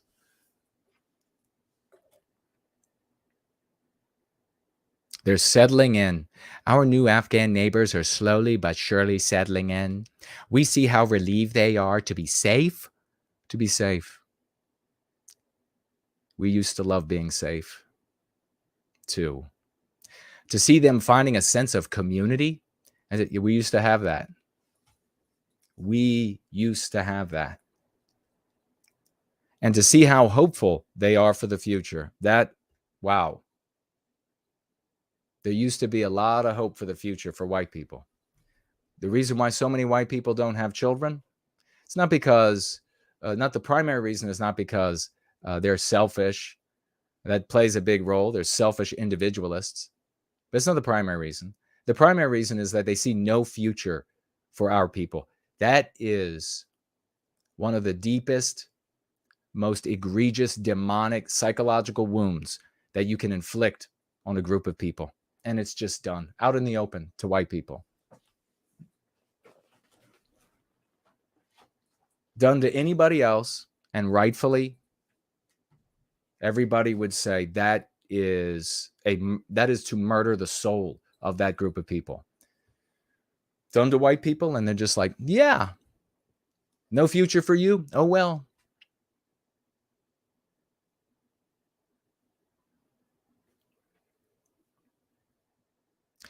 But the actual picture wasn't so rosy, writes the author, or the author of, this author. Many Afghans demonstrated their cultural differences upon arrival and committed horrific acts. See, this is the problem. This is one of the multitudinous problems that conservatives have. They just want to talk about whether or not they're like waiting for what are they going to stab somebody to death? Are they going to? Obviously, they're not all going to stab people to death.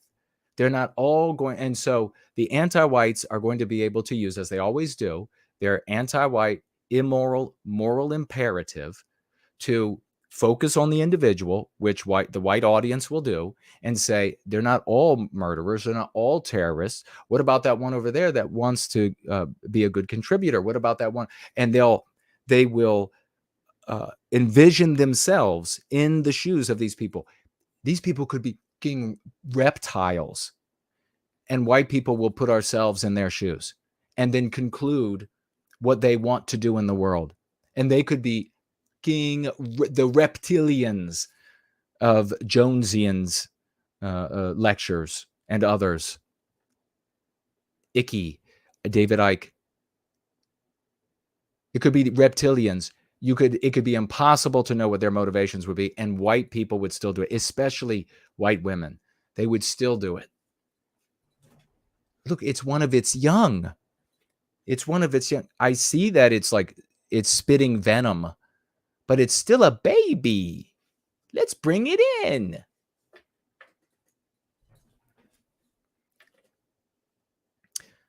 The 77,000 Afghans evacuated to the U.S. have all been processed and released from military bases. but not before racking up a striking number of criminal entanglements. Okay. Federal prosecutors in Virginia charged a man with molesting a 14-year-old girl. Of course that's going to happen. But that's not the biggest problem. As investigators dug into his phone, they said they found child pornography among thousands of photos he kept. So you see these arguments, the conservatives make them, and they're undermined, and we lose. Conservative makes their dumbass arguments, they're undermined, we lose again and again and again. And now the hordes of internet audience are going to watch people as this conflict continues between Israel and Hamas debate about who's really the bad guy there. Who fucking cares? Jesus. Another evacuee stands accused of bashing his wife with a cell phone charger. Okay, on and on. We don't have to read. These people are being dropped off in small towns with the help of agencies like LIRS. Your tax dollars pay for them to settle in and upend local cultures. Just remember, folks, when you talk to these J-Spurgs, that in every case where Jews were exiled from a country, selfish white individualists brought them back in for their own gain, for their own wealth. And it wasn't just Jewish people.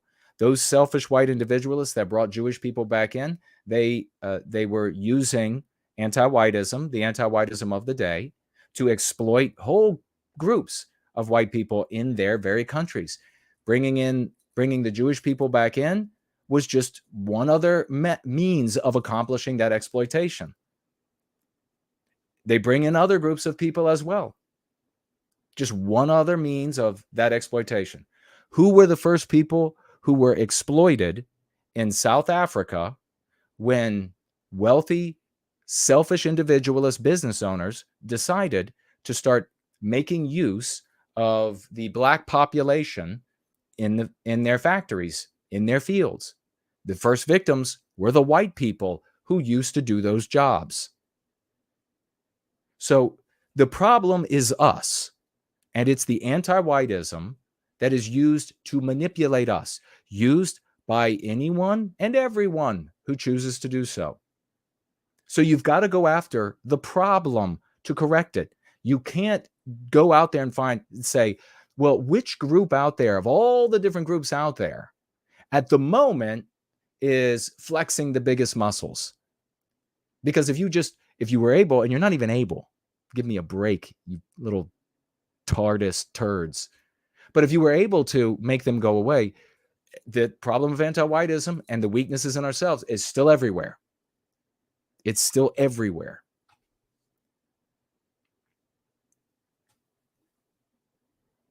The whole purpose of refugee resettlement, according to Vignarajah, but that's the purpose. Okay. In 2022 interview with Baltimore Magazine, she made no reference to God or the Bible for why her group wants more immigrants in small towns. So this is the Lutherans. Obviously not the good Christians. She instead sees immigration as a vehicle for cultural enrichment, an anti-white concept. The Western culture is arguably the richest on planet Earth. Arguably the richest. Look at all the variations of the different hues on Western civilization that we see across the West. It's hard to find now because of anti-whiteism. It is deep, it is profound, the richness of the West. Every group of people on planet Earth has their own projection of their biospirit producing culture. And what we're talking about here is the variation within the different races of man. And then how much actually is there that can represent a culture? I mean, if you go to those birds, those blackbirds, I don't remember what they're called, but they go and they collect different color items and they put them around in little piles of different colors around their nest to attract the female. That's their culture. That's the biological, the instinctual expression realized by way of the limits of that animal's intelligence in its environment. So how deep or shallow is that culture? Well, it depends. I mean, you can measure it against other birds, I guess. It's a pretty amazing thing. But we have arguably the richest. And even if it's not, let's just give it to anti-whites and say, okay, Western civilization and culture, let's just say it's somewhere near the richness of the other cultures in the world. Let's just say somewhere near the richness of the other cultures in the world. Fine, fair enough. That's enough. It doesn't need to be changed. This anti-white concept that they undermine people with, this the cultural enrichment, they're just going to enrich you, they're just going to add something, has always been an anti-white trick to white erase. There's a limited number of days for holidays. There's a limited number for all expressions of the human animal. There's a limited amount of space, a limited amount of time. And what do we see in history? Every time you have people competing for that cultural dominance, you see warfare eventually. Because the human animal seeks harmony with its environment. It would be like this, ladies and gentlemen. This bird that places the colored items around its nest, it would be like inundating its environment with birds that need those same nooks to dig a hollow and place rocks around to impress the female. What will eventually happen? The birds are going to fight. Why is that? Is it because one bird has just nothing but negative opinions about the other species of bird? Is that it? Or they both? Is that what it is? They're having these thoughts? No, it's because they are expressing themselves onto their environment, and they want to see that bounced back at them. And when they can't see that, when something else is using that space and time for its expression to bounce back at it, they get angry with each other. It's the entire animal kingdom. If you want a different outcome, you need a different species. We are human beings. This is nature. There's no overcoming it. You have to embrace nature. If you want to have peace, you have to embrace it. You find a way to work with it. You've got more chance of telling the wind where to halt than you do of cheating nature out of the human species.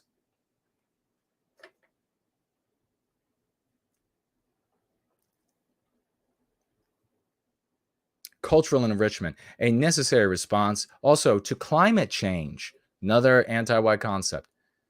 And the solution to declining white birth rates, this nasty bitch, as an anti-white, practicing anti-whiteism, responsible for declining birth rates in white people. And she says, oh, because of the decline in your birth rates that we caused as anti-whites, we have to bring in more non-white people.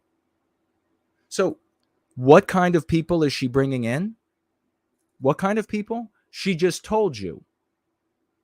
Her concern is not with immigration and it's blank, it's blind, it's got a blindfold on it.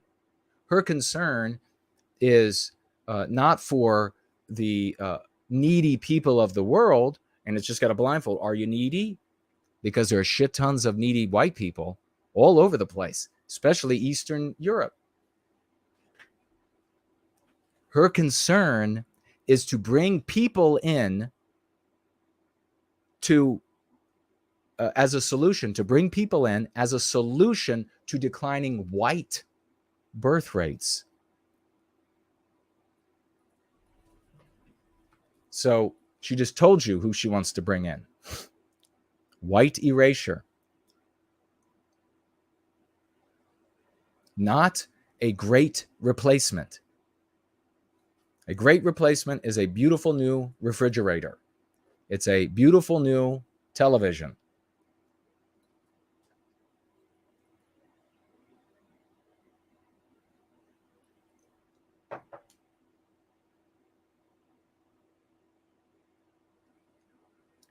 Krishanti Vignarajah.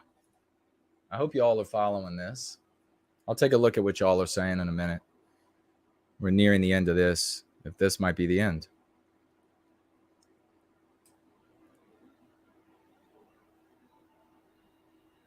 We also need to prepare for climate displacement, which will be the biggest driver of migration. How is it that it's just good luck for the anti-whites, I guess, that the climate change is adversely affecting only non-white countries? Why isn't it that the climate change is adversely affecting all countries, or also Western countries, and therefore we can't take any more? Aside from not wanting any more. But we need to act now and embrace the help immigrants bring. Embrace the help they bring. The help they bring as they receive all of the welfare, and as we have up in where is it that just happened in Oregon?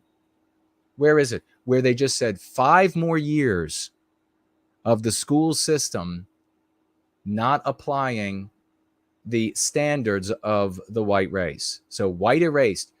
No, you don't have to demonstrate proficiency in math, in reading, etc. That's something that white people did. And so we're just going to get rid of it. 5 more years of that being in place. And then what? 10 more years? That's white erasure. Please, conservative folks out there, understand. If we have values and norms, which we had in the West, they're ours. They're ours. They're not the world's. They don't belong to everybody, but they're ours. Other people can have similar or same values, but our values are ours. So when anti-whites come into our world, born here or from some other land, when they are here and they say, we got to get rid of that, they are white erasing our values, not this nebulous values of the universe. They're our values. They're our mores. They're our way of doing things. Stop being a total pussy and taking this proxy position of it. Well, it's just like the general universe. It has values. The universe doesn't have any values. There are no mores or expected norms of behavior, etc. in the universe. You imbeciles. These are ours, and they're being taken away. They're being white erased. Get some balls. I'm afraid maybe that's not going to be the case for many of them. They're like chickpeas underneath of the things that are considered male now in the white population. They got like these 2 chickpeas hanging underneath of them in a little like translucent, tiny little translucent bag. Oh, this one's a male. Barely.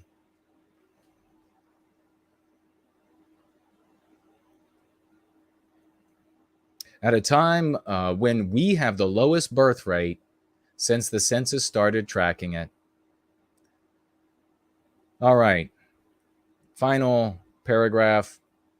Nejwa Ali and Krish Vignarajah perfectly represent the open borders regime. Neither one is loyal to the historic American people. Neither one cares for the things that made America great. They just care about bringing more people like themselves to this country to fundamentally change it. Vignarajah's control of a Christian group to advance this mission exposes the rot in the refugee industry. It's not even a Christian, she's a fucking Hindu. It doesn't matter as long as she's anti-white. I mean, how many times does Jason got to tell you, right?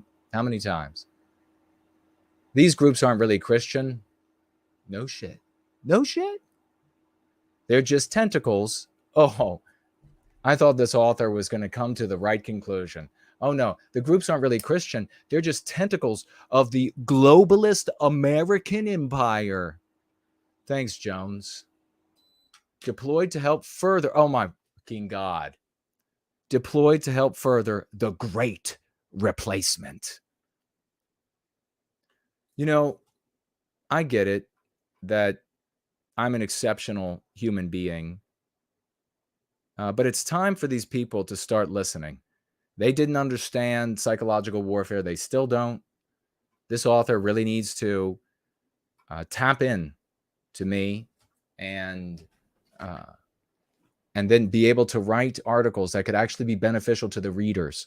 How many times is this author going to get people's attention and have them read what he or she has to say?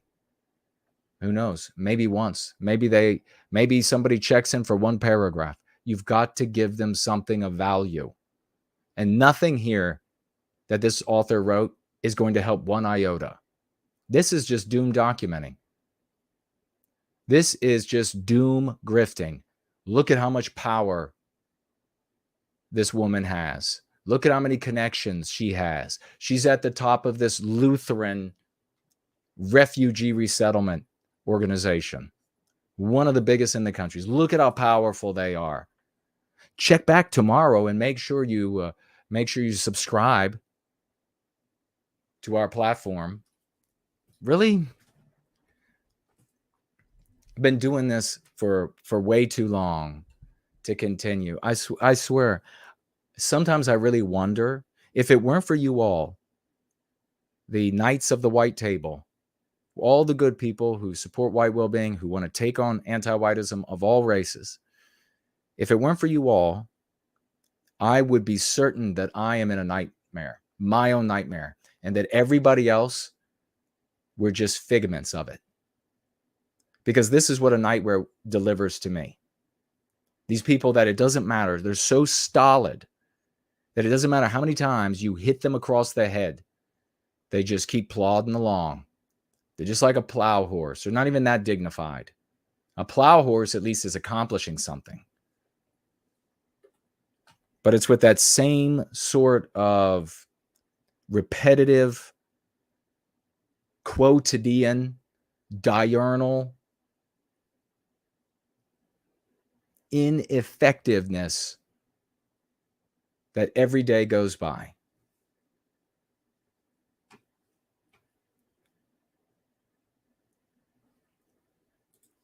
All right, we'll see what y'all are saying, and then we're going to jump on to quickly. I bet y'all have not noticed even once when I had a spear run through my guts. Not even once, but it's getting close. Let me tell you, it's getting close. It might reach that point where you'll be able to tell, which wouldn't be good. Let's have a look at her biracial baby.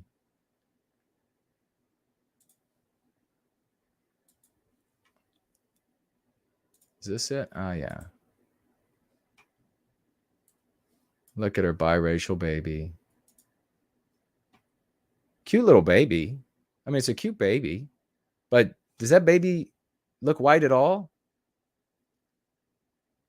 It's Krish O'Mara Vignarajah.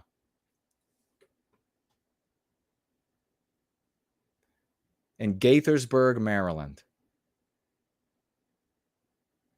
The baby looks 100% non-white to me. This is why white people have a problem with it.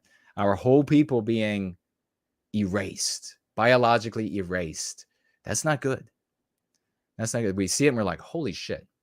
And we have people in this community and we welcome people of every race. So obviously we're going to welcome anybody who wants to stand up against anti-whiteism, whether you're married to a non-white person, you have non-white or biracial children, we welcome you. If you want to fight anti-whiteism, you want to do the right thing, just the moral thing, to condemn the victimization of the white race on the basis of our birth, and also the selfish thing that you want to preserve Western countries as Western because you like them that way. We welcome you. We want you. Having said that, when we see the act, the consequence of biracial unions, we can look at them, we can love them, we can protect them, we can think they're cute. This is a cute little baby here. We can think that totally. And at the same time, we can also say, holy crap. We want to perpetuate. We want to continue. And it is totally moral. And every white person out there that hears my voice, probably not many compared to other content creators, but every white person out there that hears my voice who feels like a little trepidation, and they're like, oh God, I can't believe he says that. You know damn well and good that if I were talking about any other race wanting to perpetuate their own kind, you'd be fine with it. You'd say, yes, makes perfect sense. It makes perfect sense for us too. Perfect sense for everybody. That is a moral position.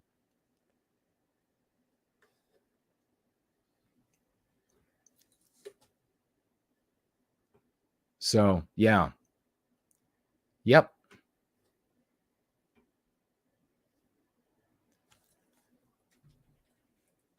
You know, it'd be something is if this little girl grows up and says, what about the white people? I hate what my mother did to this country. This country's not supposed to be India. My grandparents on my mother's side left that country for a reason. That would be something, wouldn't it? Probably not, though, because anti-whiteism makes you live a life of guilt if you're white. If you're non-white, you get to be the recipient of preferential treatment, special privileges, freedom from responsibility. Of course, not in all cases, but boy, it pays to be either anti-white and non-white or anti-white and any race who's a part of one of these privileged groups, of which there are numerous ones. And they just keep sprouting new privileged groups every day. All right. We'll pull up this final item. The debate raging over whether Israel is being foolish to delay any invasion of Gaza. Has it started? Is anybody looking at the news while we've been talking? Have they finally rolled in all of that American equipment yet? All of that creation of the white man's mind, with, of course, some contributions from wonderful non-white people as well. But we know the vast majority. It's kind of like when America was 90+% white. I think I remember reading years ago, many years ago, that all like in the inventive creations of all of them, the vast majority were created in the United States, Germany, and the UK. The vast majority. There was distant behind those countries, very distant. When I looked at this, you'd look into it for yourself. Were China, Japan. Japan was before China, but so the vast majority. So we know where the stuff. You don't have to be. I don't feel any shame. None. And I have had tons of non-white people who were acquaintances, who were friends, who were good friends over the years, and they all know. I got no shame about saying, yeah, we did that. White people did that. And they're like, they did. The non-white people and white people who were anti-white and they didn't like that, they didn't stay associates or friends or acquaintance. They clearly moved on. But it's not like I'm, when these subjects came up, I have no problem expressing joy and pride in specifically my people. And at the same time, I can very easily talk about the accomplishments of non-white groups and admire that which is worthy of admiration.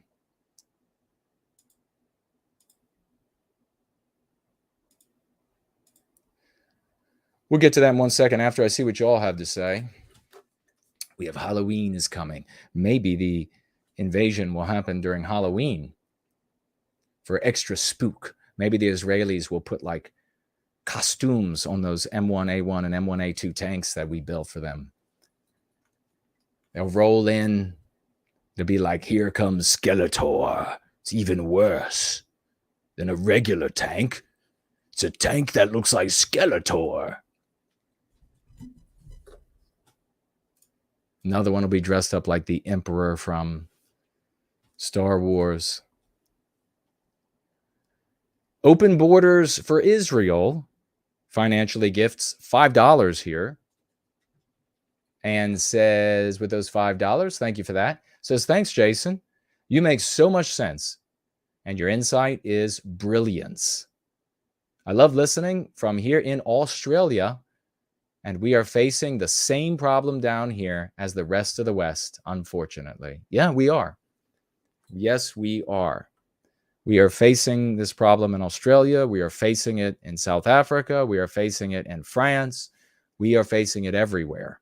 And we are facing it in Poland, where they just had a victory of some politician that has said some really anti-white things. And so there might be some anti-white outcomes coming to Poland. How is that happening? Thought Poland was so based.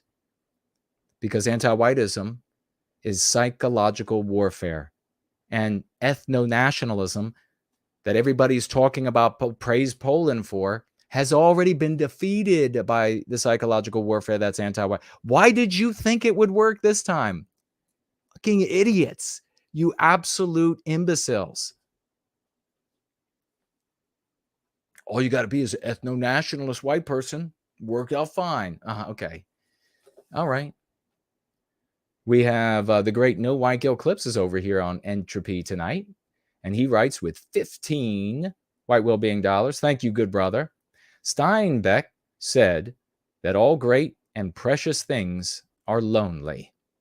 Know that although you may speak to thousands, your words are heard around the world. Well, God bless you for that, good brother. Thank you so much. It really means a lot coming from an activist the caliber of No White Guilt Clips. Really, truly appreciate you. Thank you for that. But you know what I mean.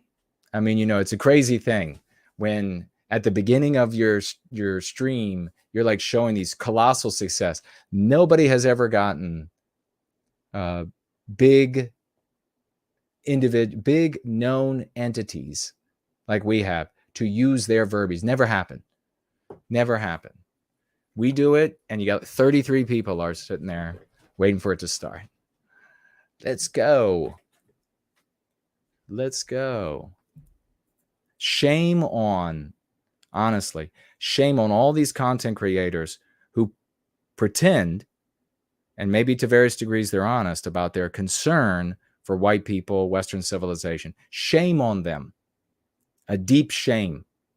A deep pox on them for ignoring our successes, ignoring our champions, not introducing us to their audiences. No, their concern every single time it comes down to is the guest or likely guest, is that person popular enough? Do they have a big enough audience that could somehow grow our audience?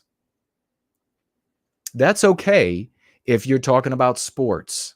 That's okay if you're talking about theme parks or swimming pools or whatever it is, whatever other makeup tutorials and all these other. That's okay if that's what you do. But when you claim that you have a concern for what's happening socio-politically across the West, and you ignore the only group of people who are actually changing anything. Yes, we don't get the biggest audiences. But the only group of people who are actually, you ignore them, shame and a pox upon you. A deep, and you know, the thing that's really sad is if we were a non-white group instead of white, those content creators would feel the shame. But as white people, they don't, because they're selfish individualists. They don't give a shit. They're like, whatever. That's the disgusting thing. I know a lot of non-white people look on and they're just amazed. I've had personal face-to-face conversations, and they're like, I've never seen anything such a group of people so disloyal to their own kind. so indifferent to the outcomes to those of their own people. It just doesn't happen anywhere else. And I've given speeches before also about this, where if we were to look at China or Japan, I mean, there might be one country that works better for this analogy. Maybe think of Russia, and let's just say Russia for the moment. And you imagine that in Russia, it was immoral. But even though they're white people, it does kind of, let's think Japan. Imagine that in Japan, it was immoral. We looked at Japan from the outside and discovered that it was in their country, in their civilization, it was immoral to be pro-Japanese. Seriously ponder that. That's what we have going on in Western civilization. Imagine that as we looked into Japan, we discovered that it was socially moral to be anti-Japanese, to want to change everything from what the Japanese had created to anything else, and in most cases, the inversion of it. Just imagine looking at something like that. It would be mind-numbing. What would you think about such a people and such a country? What would you think would be happening to them? Where do you, genetically speaking, where do you think would this definitely be the end of their line? Does the end of the line for an animal mean this madness where it turns on itself? Just seriously contemplate that, because that is what rulers in other countries, when they look into our countries, that's what they see. So when you try to contemplate this, and it's always been such a shame, all these organization leaders and content creators in the white sympathetic sphere, and they contemplate, well, maybe this foreign government will finance it. First of all, you never want that. You'll go to jail forever. Your government will come and take you away forever. So don't even talk about that. But maybe they'll support us, or maybe they're looking at you saying that is a diseased population. And their power relative to that country's power is what matters to them. So when they look at America, for example, they want America, not just the government, all of America to fall, to become weaker. They don't want to bolster you white people in America that's saying, oh, it's not right, this isn't right. They don't want to make you better. They want it all to get worse. And so seeing this like genetic rot, they lick their lips, just as though you would if you wanted to conquer Japan and you looked on and you saw it was socially moral to destroy everything Japanese and socially immoral to be for anything Japanese.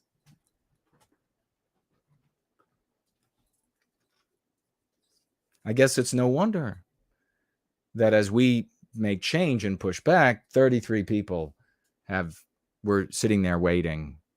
I guess it's no shock. You wait, though. I promise you this, within the next 2 to 4 weeks, there'll be debates showing up everywhere in the white sympathetic sphere, mostly in the explicit, but also in the implicit sphere or aspect of the sphere, part of the sphere. They'll be debating what? Not what works for white people. They'll be debating who's right in the Jewish-Palestinian conflict. An animal that can't even take its own side. Just a shadow on the ass of other groups of people. All right. Oh, we have over here on Odyssey. Let's see if this is old or new. Okay. It's 5 library tokens. Thank you so much. And it's Who to Thunk It. Thank you. Says, in the anti-white narrative, the only non-people is white people. Precisely. Well said. Ask any anti-white, quote, what other groups having some claim to be a people, to have heritage and culture, aren't actually a people, close quote. They will not be able to answer. Yeah, because in the anti-white narrative, the white race isn't a race. It isn't a people. It doesn't exist.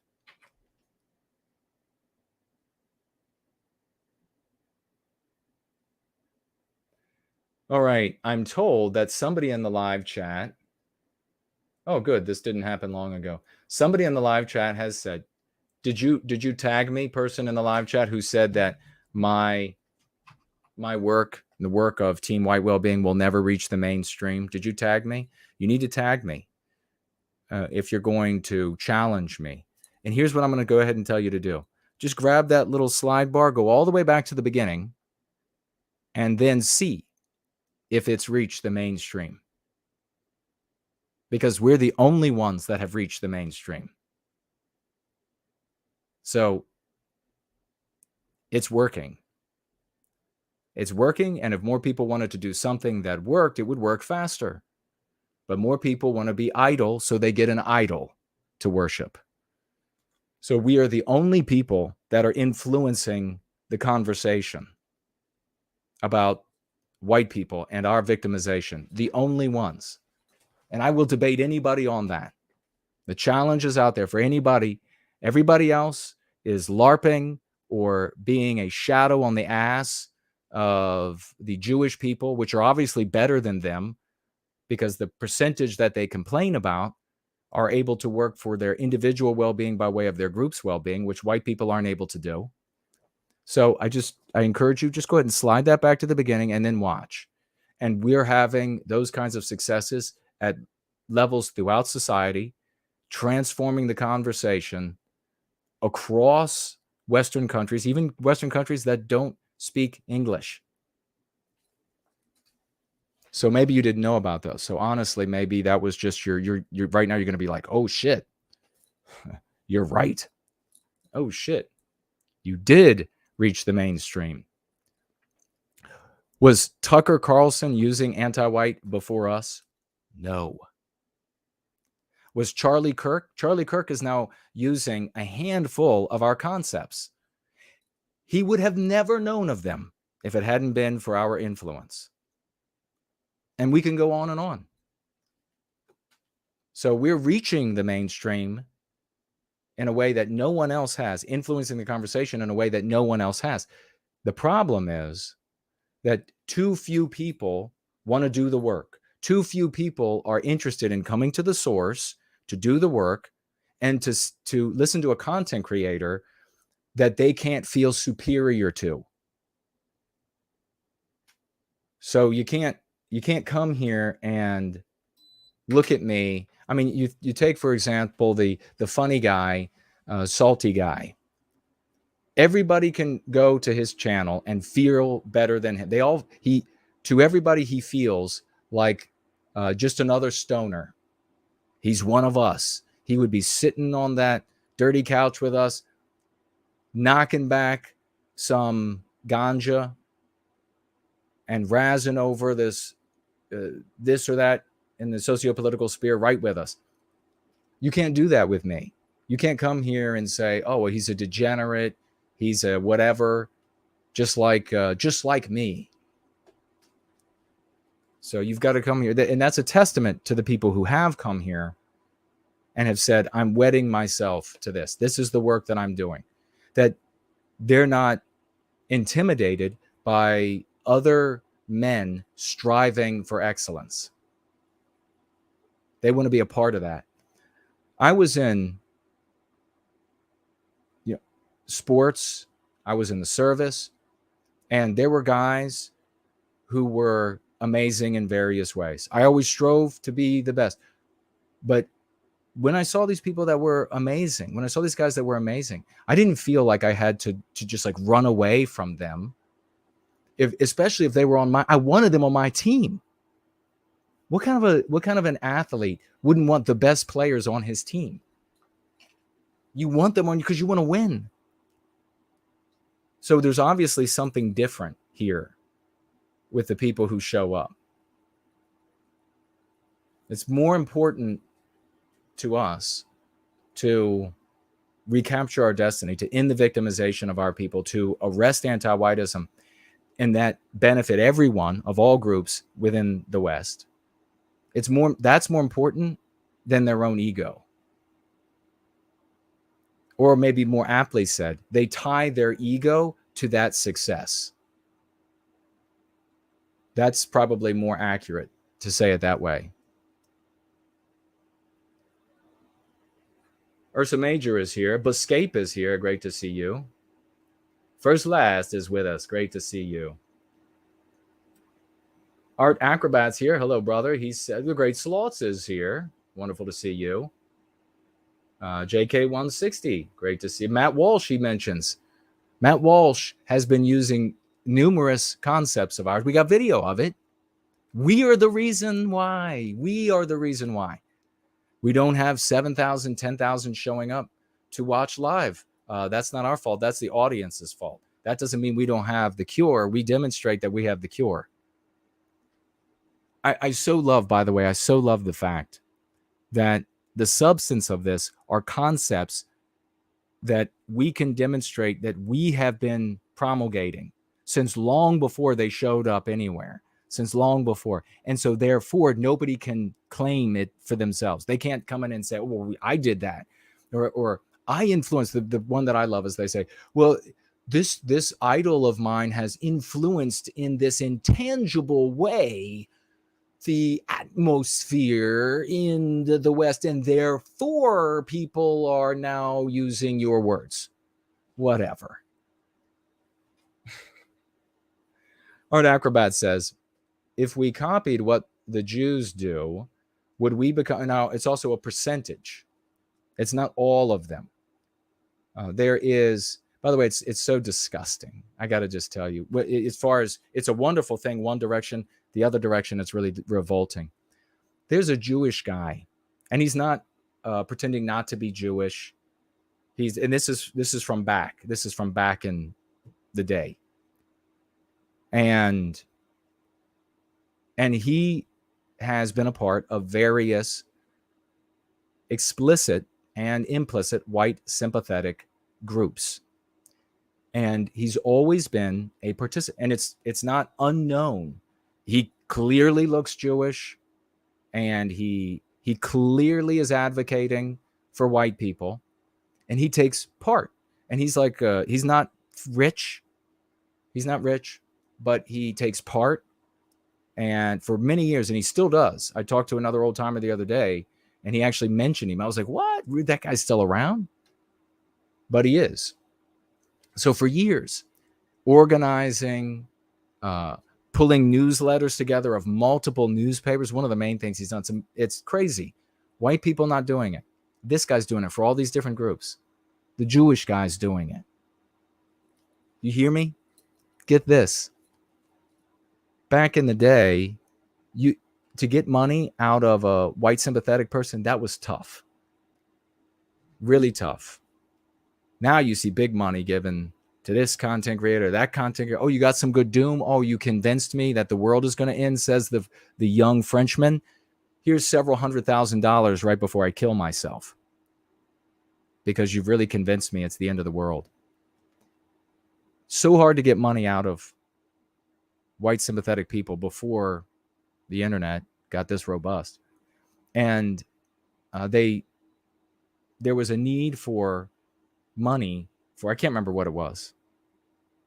Oh, it was for a newspaper that was going out, one of the newspapers, because as the internet got stronger, all of these newspapers that used to be the way that news was communicated, that groups disseminated their ideas and their presence, etc., were by way of these like monthly or could be bi-yearly or whatever newspapers, and or journals as well. And it was going out of business.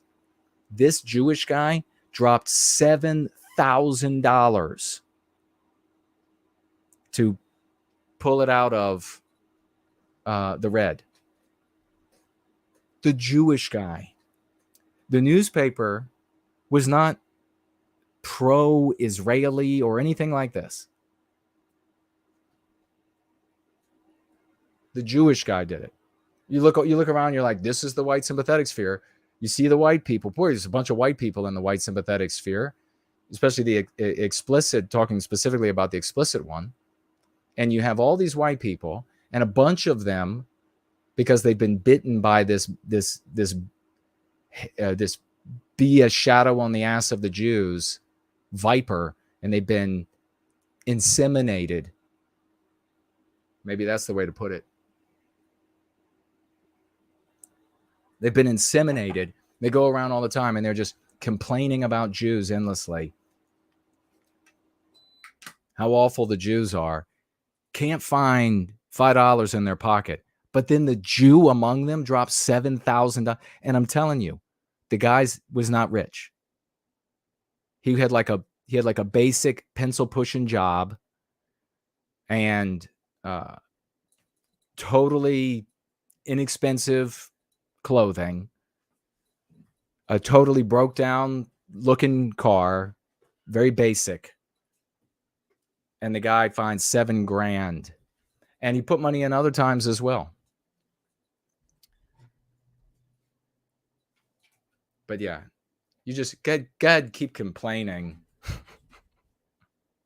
Just make that your service. Okay, so if we copied this percentage of what Jews do, would we become more successful and powerful? Would we become more, without question? It's self-evident. If we, and that's what we do, by the way, Art, with the Go Free method, whether you really are aware of it or not, you end up practicing a individual well-being by way of the group's well-being. That's not unique to Jewish people by any means. It's just a dearth in the white race. And it's probably to some large degree born out of genetics. And then that, of course, that weakness then fanned by anti-whites. So if we found our individual well-being by way of our group's well-being, we would, unquestionably be much better off. Just imagine. Just imagine. Right now, you could look at a university. Let's say you looked at, pick a Christian, just pick a Christian, because you have people who are come together there on the basis of the religion of Christianity. Pick a Christian university, any Christian university you want. That is, if you look at it, just still almost entirely white. None of those people in those offices, throughout, in fact, you can see at this Lutheran, they can bring in people who are not even Christian to work at these facilities. None of these people were brought to work at that university on the basis of a people. Imagine the power if they were. Try to even fathom it. Every single professor, dean, board of directors, all of them there because in part, in large part, other white people said, I'm going to get to my safe place for me and my family by way of my people, so you are hired. Imagine you owe that debt. And then you would be guilted by anyone around you if you didn't also behave similarly. By the way, that's really what happens for these other communities. How is it that why don't they just take the money they make and run? Go on, take the money and run. Ooh, ooh, ooh. Why don't they just do that? Sometimes they do. And then they're ostracized. But other times, their family members guilt the shit out of them if they even vary the least bit.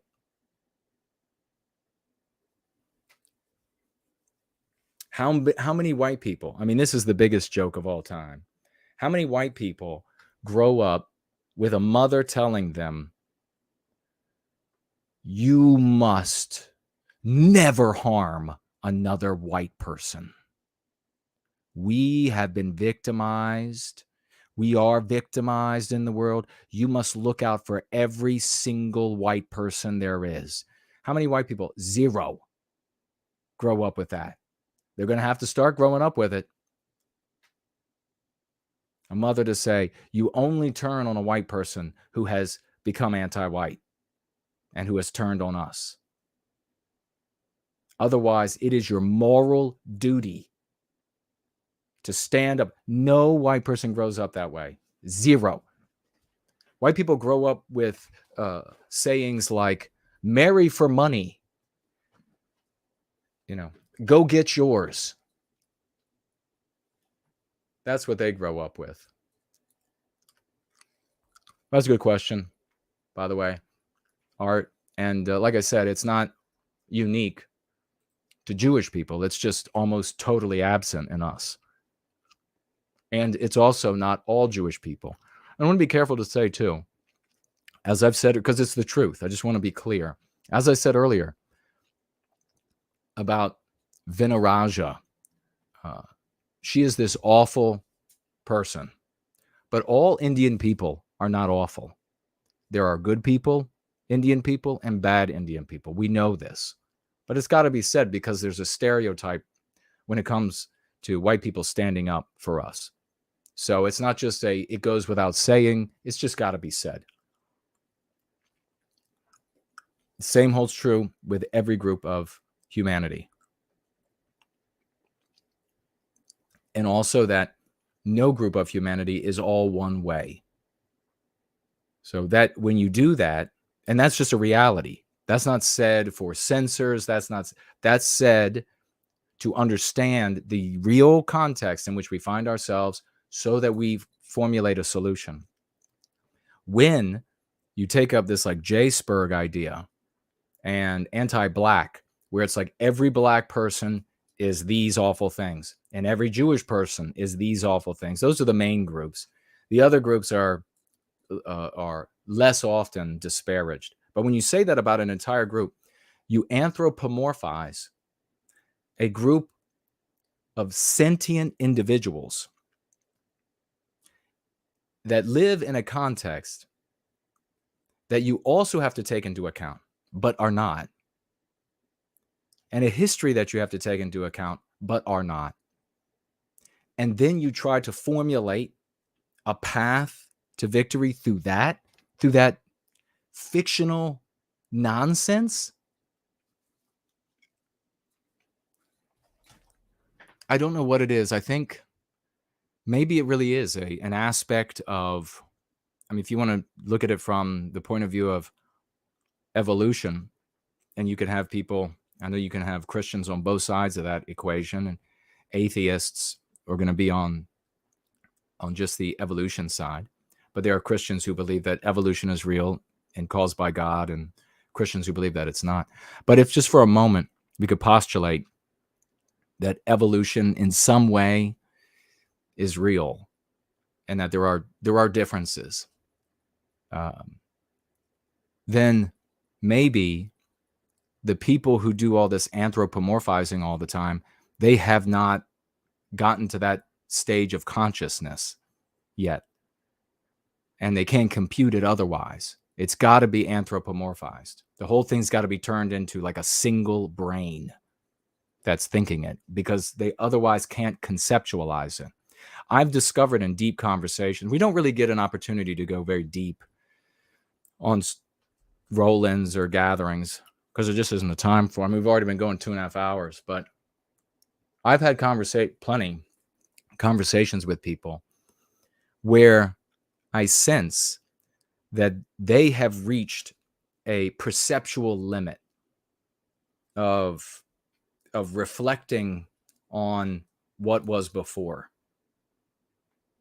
And I don't know whether there is something like a fundamental divide, or it is just a matter of that ability or inability to compute larger and larger quantities of data in the brain. If you want to know what the brain is capable of, the distinction between maybe quantities and abilities of perception, then we can, for a little bit of an education, look at a damaged brain that can, for example, see the side of a building for 1 second and turn away and draw the entire building, every window perfect. So if that's possible, then something shy of that, without the ailment, therefore, would also be conceivable. But yeah, they turn it all into like a single brain or a single entity. And they're like, okay, now I got it and I understand it. Nah, you don't understand anything. Let's see. Oh, Sloth says, did I say hello? Ursa Major is here. Sloth says, but Jason, I prayed to my idol every day, and I acquired immense peace and humor.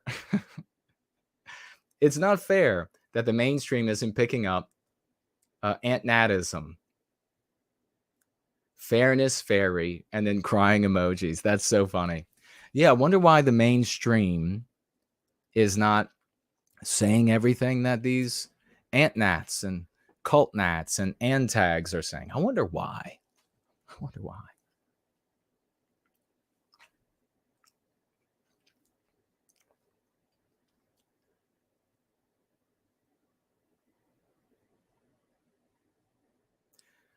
Sloths writes down here, prediction by No White Guilt, 2 to 4 weeks, debates are showing up. Who's in the right in the Jewish-Palestinian conflict? Yep. Yeah is here as well. I guess, and let me clarify the usage of the word animal. We are animals, as in we have animal bodies. I mean, a veterinarian could work on you. Now, I do believe we have spirit beyond just the animal body, but that's a faith question, and I acknowledge that. But I'm not saying that any groups of people in the world are animals in the negative way. Reptile was here?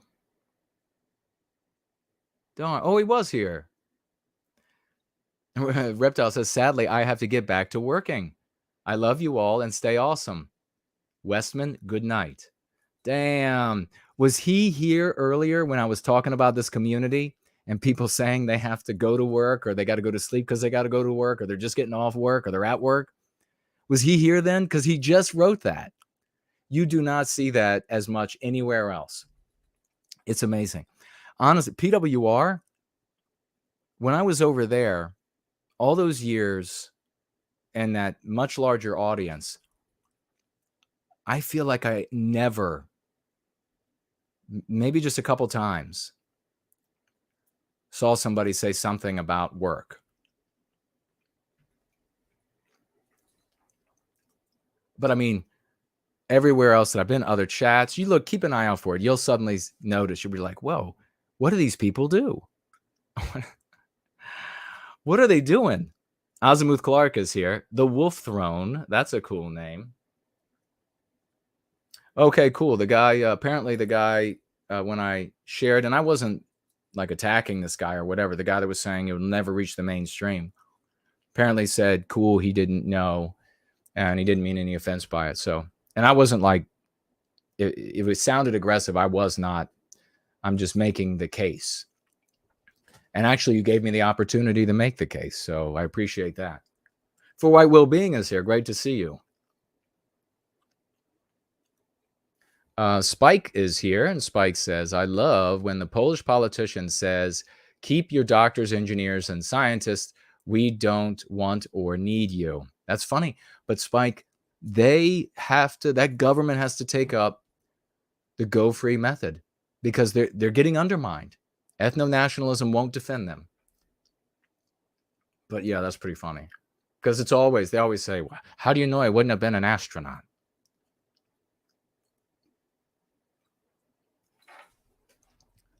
Red Dog is here and says, we have to push the lexicon hard everywhere, as hard and as often as we can. When you force terminology, you force ideology, very well said, and take the control of the narrative and wield the moral yardstick. That's it. The moral yardstick. Beautifully written. Well done. That's it. It's 11:11. It's beautifully done. The way you said that, because that's the difference. A different take on an event, a different take on data, a different set of data or datum does not defeat the anti-white at any point. Just look at the history. We're getting worse and worse. That never defeats the anti-white. And where does it have to defeat the anti-white? See, that's the question. That's when you're like anthropomorphizing again. I'm not saying you're doing that right. I'm talking about generally people. Where do you have to defeat the anti-white? In every argument that every person, Betty and Joe and Fred and Ernest and Wolfgang, and at their dinner tables, at the water cooler, that's where they have to win. That's where the debate. So bringing in some graduate of some prestigious university and him saying, let's look at the data for the IQ differences among races and see, I'm legitimate because here I say that this group and that group have a higher IQ than us. No, nobody else can say that. And it doesn't matter. They need to be able to win where they are.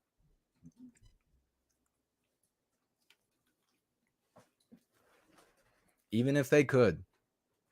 Even if they could. It wouldn't work.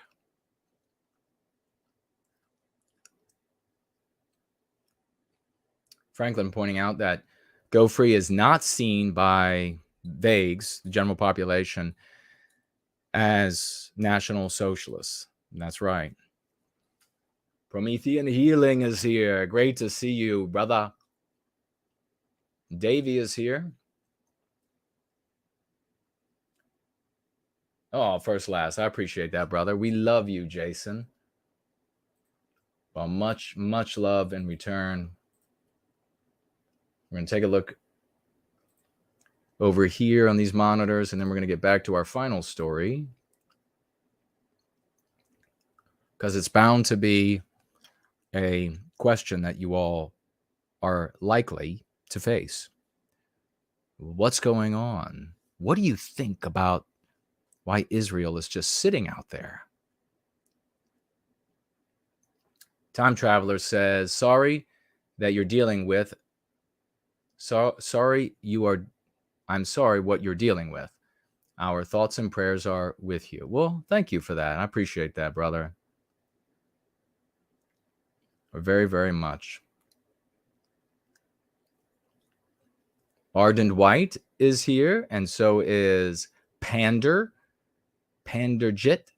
Singh. Hello to you. And what is this? Oh, Ardent White saying that she had a gallbladder attack once, and it was awful. Yeah, they are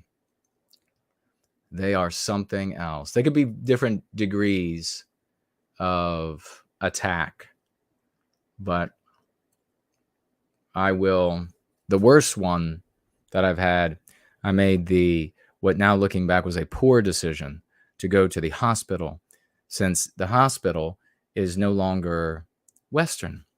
It's largely been white erased of its standards, its norms, its people.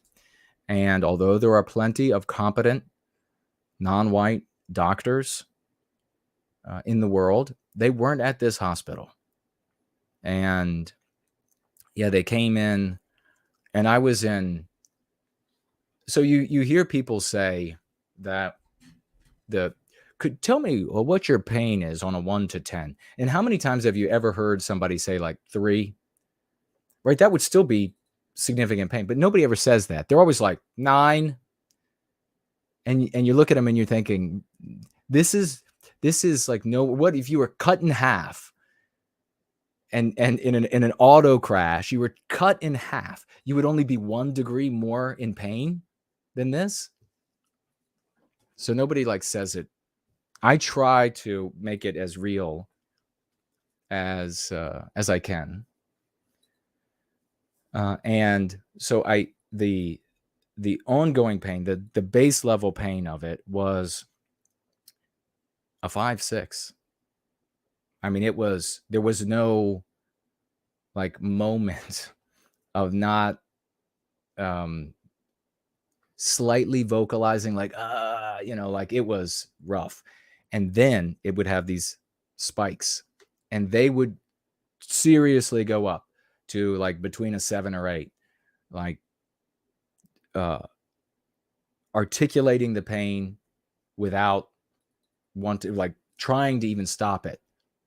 But not obviously there can be people with children are great at it. They can have like a little bit of pain and they're like, and there are adults who do that too. No, not me. And so it was coming out and I went to the hospital and it's a long time ago. And they were like, okay, we'll just come in this room. And you could clearly see that this is a person who's dying of pain. And they're like, yeah, just go in there and sit down. And so the pain was so bad that if I was lying down, I was writhing and likely to fall off the bed, like not be able to stop it from happening. So I opted to be on my feet because if I was taken off my feet, I could kind of collapse and not fall, break my neck, crack my head open or something. And so I was like doing weird pacing and they were just taking their damn sweet time. Not a single white person, by the way. And they were taking their damn time. And they finally came. And this woman, I mean, she was the doctor. And she was also quite young.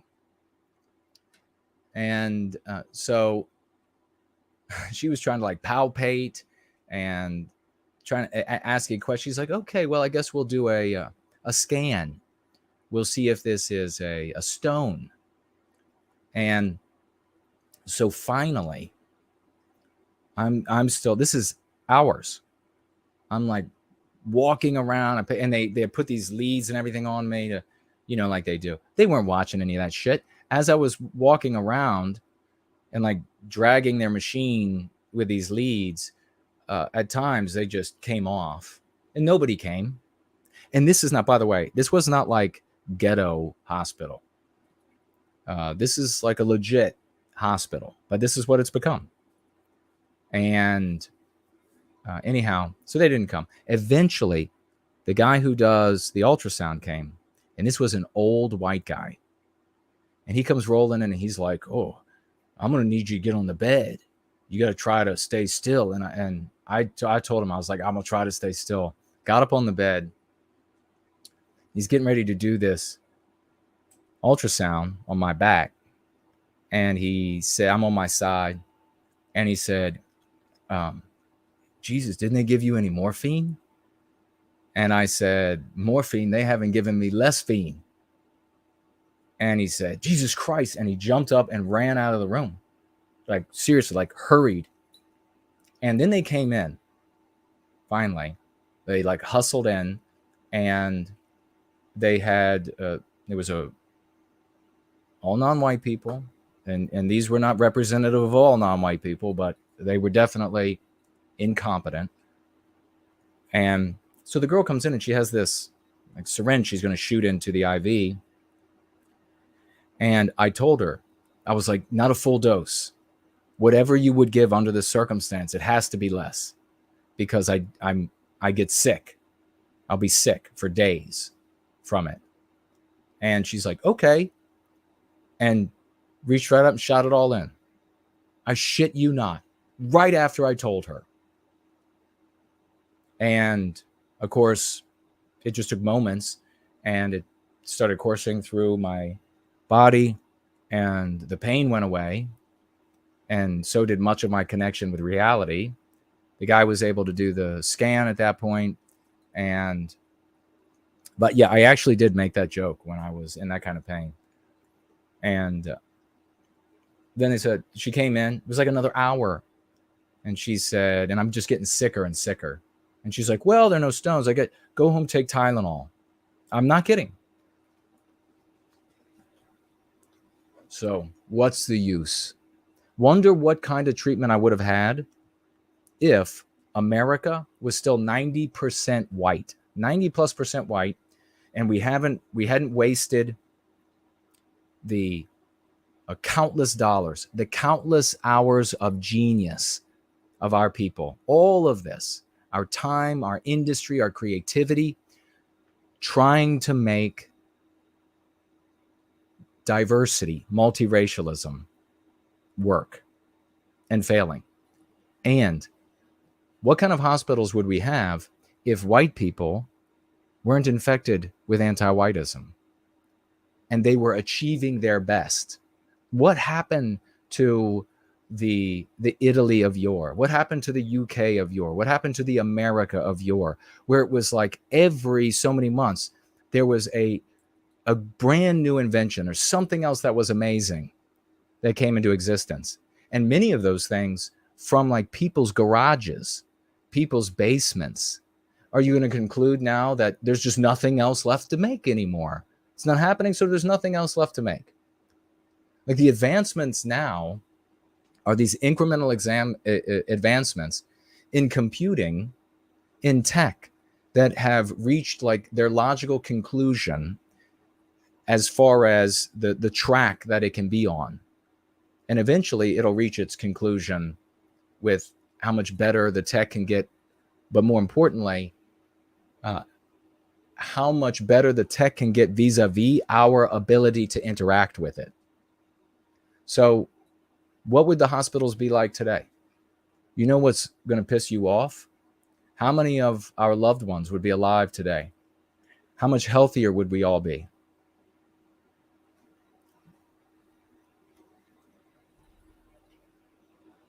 And that includes the non-white people that would live in the West, because they would be also recipients of all of that creativity, ingenuity, etc.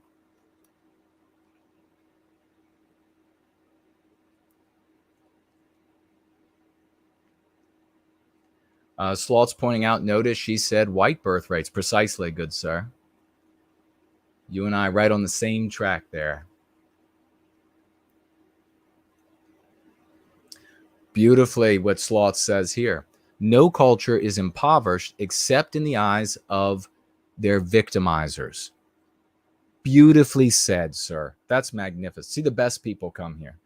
I mean, it's just, you're not going to get insight like that anywhere else. I mean, you're going to find people that say, well, here's why Jews are bad. You'll find all that, and they'll come up with tons of reasons. You just had something useful here. No culture is impoverished except in the eyes of their victimizers. Like, I don't look at Cambodia and say, oh, their culture is impoverished. They need more of this and they need more of that. No, their culture is what they are. And I can find things I am impressed by in their culture. Nobody looks at a culture and says it's impoverished unless you're trying to victimize it. Beautifully said.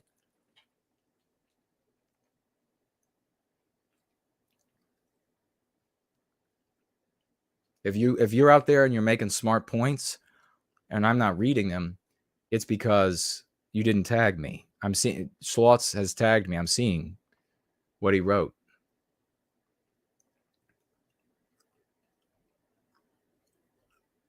Swanee River Rooster. That's a cool name. Did I say that before? What's the Swanee River song? Something Swanee River.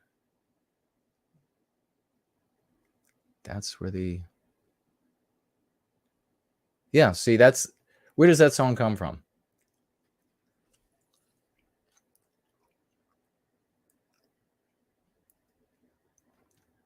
All right. Well, I tell you this, folks. I sure am glad y'all are here.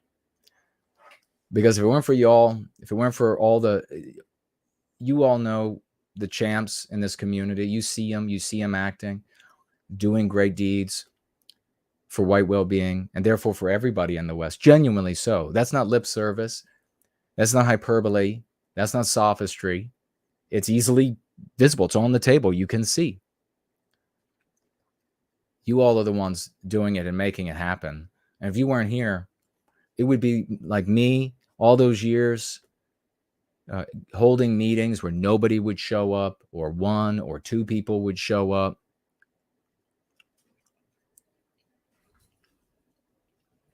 But I said every time, I said so many times I'd be in these meeting rooms alone, libraries, community centers, schools.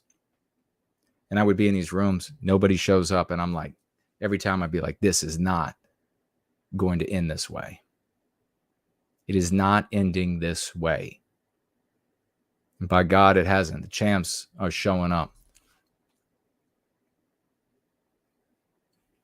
Lady Anglo is here. Great to see you.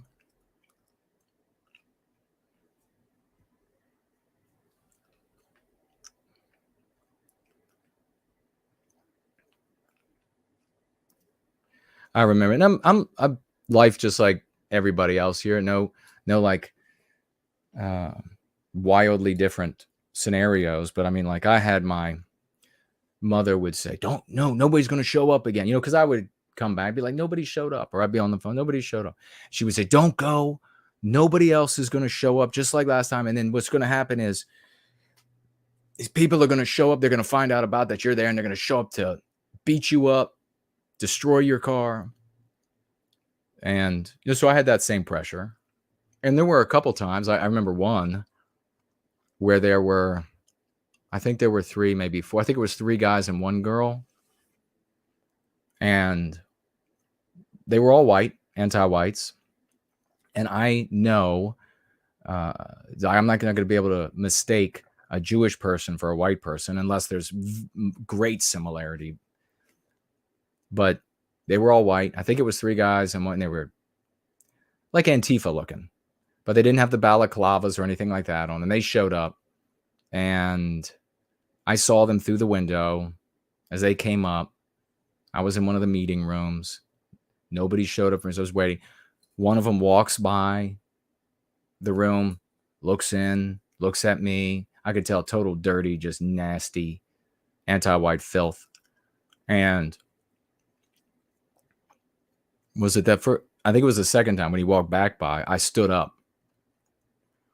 And I gave a no uncertain look that I was in no mood to be trifled with. I was there to help our people. None of our people cared enough to show up. And now these dirtbags are going to show up. So I walked, I gathered my things up. I'd waited long enough, gathered my things up, walked up to the counter of this place. It was a library. And I told the woman, the little librarian, I was like, there might be trouble out front. I didn't know what I was going to walk into, but I did know this, that I was going to make them pay dearly. And I was carrying 4 weapons, both my hands and both my feet, maybe 5, my forehead as well. I told her, I said, there might be trouble out front. So that if, I didn't know, was there going to be 10 out there and they were going to end up beating the shit out of me? Was there going to be 2 and one of them were going to get me with mace and a taser or something and then stomp the shit? I don't know. But so I told her, and she looked right scared by that. But I walked out. They were out there, and I looked at them, and they looked at me. I remember, God, it's such an old memory. At least one was sitting on the ground out front of the library. And I came out, I looked at them, and I swiveled around looking all around to see if they were going to come from different angles. I probably should have done a little bit more like reconnoitering, looking out windows or anything, but I was just not to be trifled with at that moment. So maybe not thinking as clearly. And they could tell and decided not to say a word.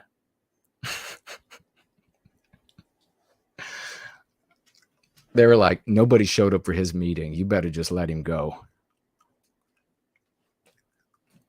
He does not look like he's going to take this well if we try to jump into his face. And I would not have. But I would rather not. I would rather not. I mean, there are people out there that are like, oh, let's go fight them or whatever. No, those people are not real. They're not mature, and they probably haven't been in any fights or many fights. But I'd rather not. And even that day, I'd rather not. I'd rather just go to my car and leave and grip the steering wheel really hard. Why didn't anybody show up? But if they would have got up, what are you supposed to do? If 4 people, they come up and you don't know what they're going to do. So they got to keep all their teeth and none of their eye orbits were broken. And I'm not saying that I caused these injuries on people. I would never do such a thing. None of their jaws were broken. So never did that kind of thing to anybody. But you see, they got to go home. They think about how upset their dentist was because of the money could have made. But instead they just said, well, we'll just stay here. We'll just let him go away. Because, I mean, why would Antifa be at the library anyhow? Let's be serious. They were like, we found out about this guy. He's holding a meeting. And then I wrote about him, Born Guilty. If you don't have Born Guilty, you can get that at nowhiteguiltcollectibles.com, a signed copy of it. But you can also get it on Amazon for even cheaper. Made these things as affordable as possible because I know we all work for a living. I got to get on to the last news story, but sometimes you all like the stories I share. Sometimes they're boring, I get, but make it affordable. But I think I tell, and it stayed in the book, the story of a meeting I went to. And did I reveal the city? I don't know. It was Fairfax City. I don't know if I reveal that or not, but it was. And it was with all of these, a lot of these groups were populated by a lot of white tops. So older folks. And so it was a bunch of older folks. Anyhow, a slew of Antifa showed up. And plenty to easily take one guy. And there was nobody else in that group that was going to be able to fight them. And one of the women came out, older woman, bright woman. And she came out and she's like, I recognize they're sat in the restaurant all around. Do you all remember when Sarah Dye was actually an anti-white when this happened? Where was it? In Minnesota? Where was it? When they did the same thing to another group of a bunch of seniors, a bunch of older people, white tops, and they sat themselves around the restaurant. And then once all these people sat down for their discussion and eating, while they listened to somebody give them some piece of history, but it's totally irrelevant.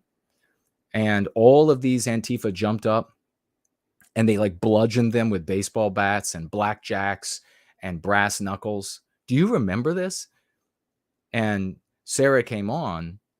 I didn't know that she was anti-white back then, but she came on and she said on the show with me and Jared George, and she said, I was anti-white back then. And I met some of these people that did this and I celebrated them. I thanked them for doing. That's how so you can get better from anti-whiteism.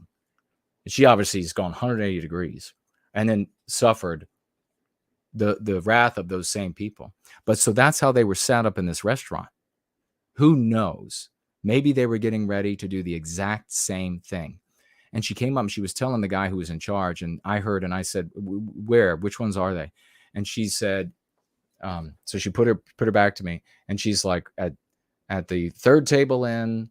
And then I said what they were wearing, and I looked, and I was like, whoa. And then they were like spaced all over this restaurant, and I thought the odds are kind of slim that these people would all be here, not connected, because nobody else looked like them, that they would be there, not connected. And just by chance, they were at this restaurant where they all looked out of place. And so the guy who was in charge was like, let's leave and we'll walk around the corner to another restaurant. So they went in and they communicated. They actually they were old people, but they did a great job sort of like quietly communicating it. And then it was just like, they didn't all like, they did it smart. They like one bird, another one.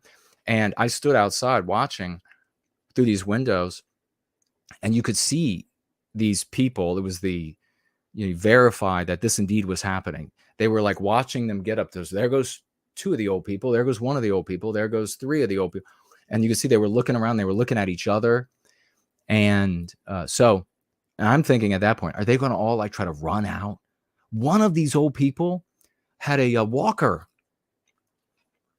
And I was like, God, it's going to be so slow to get to this other restaurant. And this is not a good, because they're all like strung out and old, and they're just, doing the little steps. And I was like, there's no way to help defend them. They could be getting attacked from all these different angles.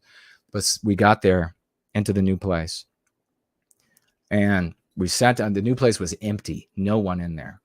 We sat down. Everybody ordered. We sat down. They were getting ready for the speech that was going to be given. And I know the guy who's going to, I could name, he's worked on a very early version of Go Free. In fact, he has copies with his name in it. He's kind of a, if you're really in for years and years, this guy, but otherwise naming him is not going to help any of you. And so all of a sudden, when this restaurant had big windows too, all around, all of a sudden, all of these dirtbags showed up in the window. And a couple of them were like pacing, like back and forth, like they were hyped up on drugs to do this. Like they couldn't even control themselves. And I thought, oh my gosh, I'm the only one here who could fight. Everybody else here could just be a victim. Everybody else here could just be bludgeoned to death. Nobody could even properly defend themselves. And so I did the only thing that I could think that could help. And that was, I got up and I walked over to close to the windows, but then I backed up because they looked like they were going to throw something through the window and the glass would have showered down. But I got up and I stood there like a statue,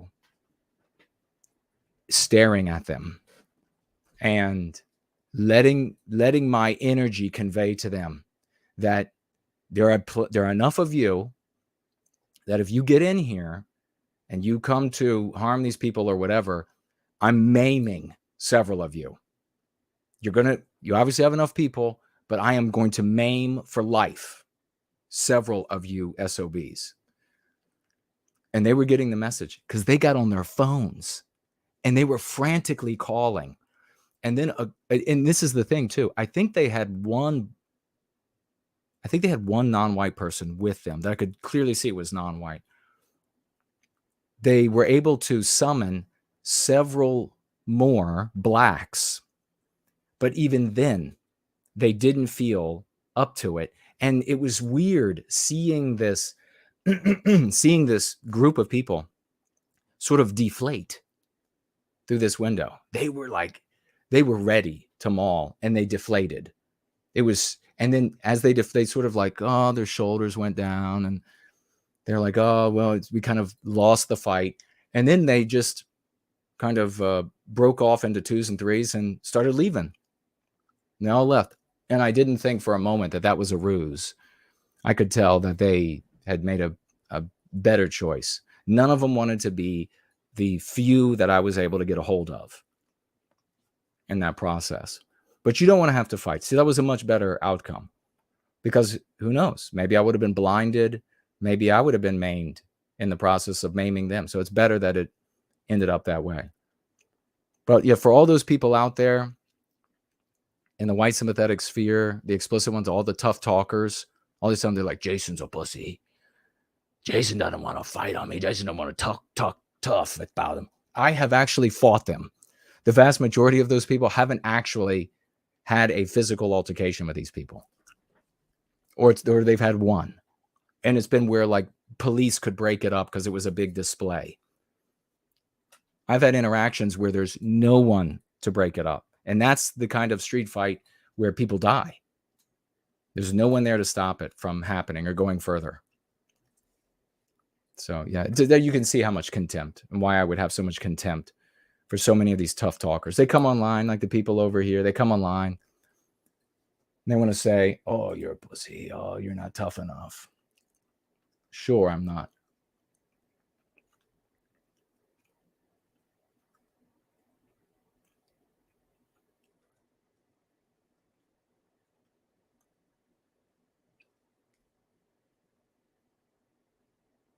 Oh, so yeah, somebody over there on just the exact same kind of person I'm talking about right now. Tough talker over there on D Live, trashy platform that it is. Tough talking over there, calling me an F-git. Yeah. Yep. Keyboard jockeys. Whoa, folks, let's get out raucous emojis right now before we go to our final item. Raucous emojis. Let's take some crowns and put them down. Make sure you put that crown lightly on his head, even though it is a heavy crown indeed. For Dude Bro Moment, who financially gifted 50 white well-being dollars. God bless you, good sir. 50, again, DB50. Can you imagine working for a living and you're just like, this is where it counts. 50 white well-being dollars, bless you. And he says with it, for white well-being. God bless you, man. Thank you so much.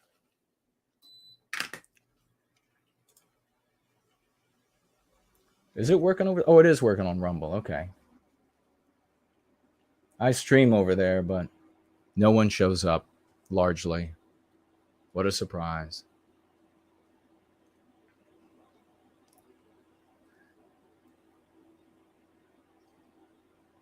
Machiavellius Sucks is here. He always says good story. Well, thank you.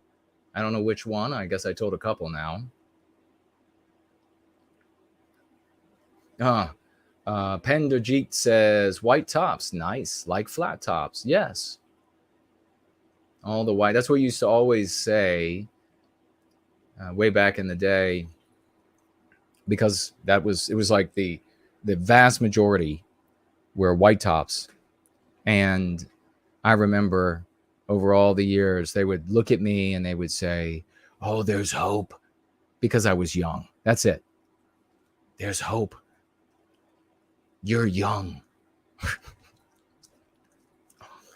And I was like, oh, we're going to need more than that. I could carry my own, but it's not enough.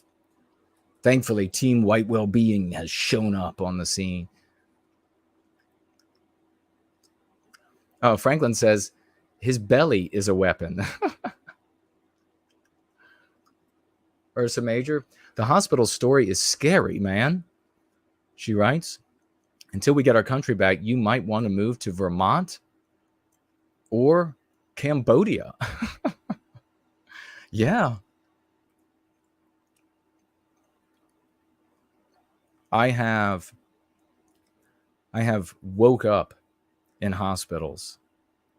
I remember I woke up. What was the one? What's it called? The Catholic one in DC.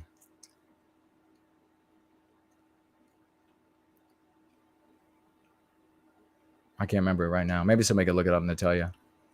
And I was on my back and I woke up, opened my eyes. It was all dark. The room was all dark, just like barely any light. And I'd never been in a religious hospital before.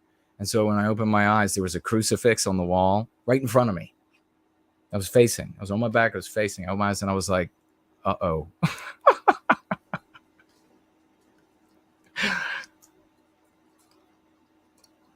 Like, do they really need a crucifix here? I thought in heaven you wouldn't need one.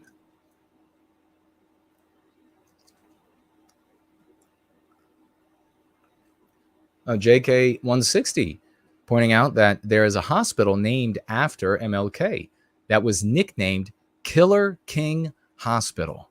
Is that because of people perishing as a consequence of the treatment, or is it because it is in a high crime area and therefore they're getting a lot of folks who are close to death with bullets all inside of them? See, you showed up on a Tuesday and not many of you, but you got some interesting stories. You don't get those other times. There's no time for it. You got it this time. I have plenty of stories. Some of them are worth telling. Other ones, not so much. Other ones, there's no statute of limitations, and so we won't be discussing those. The ones with statute of limitations that have elapsed, then we can discuss those. All right. I thought I had some other. Oh, John is with us. He said he's finishing dinner with no white guilt. Epic, brother. Thank you for that. Everybody should always do that. It is the pristine thing to do. And let's start using pristine as a part of the lexicon in the Go Free method. We should use it more. It's a very pristine thing to do.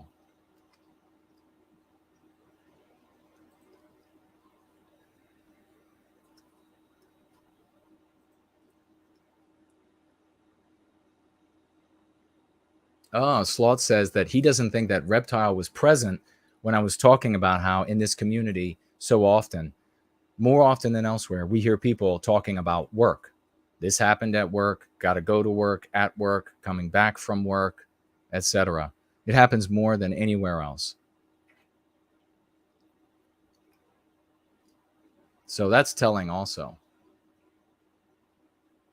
I guess I would rather talk to a population of people that is either they're in schooling or they're in training or they have the ability now. There are going to be opportunities where people have the ability to effectively take a sabbatical for white well-being. They have the means to do so. They have a home situation. They have whatever it might be. They have the means to take a sabbatical for white well-being. And I heartily endorse that. If you can do that. Also, make use of public assistance. If you are anywhere close to that line and you can make use of public assistance, do it. That is dollars and an idea that we implement to be there for everyone. And these systems have been exploited by anti-whites. So don't feel the least bit ashamed. You were a fool if you can get some out of some sort of social welfare, social net. If you could, but you look at it and you're like, I'm not going to do it because I prefer to never have anything from the social. I think it's immoral. Well, you're just a fool. Let us get to this place where we recapture our destiny, and then people taking advantage of the system are garbage. But now, don't be a fool.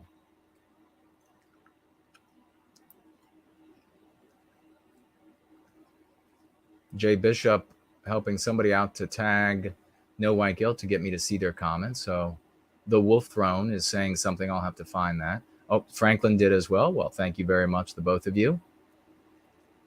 Spike says, you're not talking about Duville? Are you? I don't even know what you're referencing specifically. I'm sorry.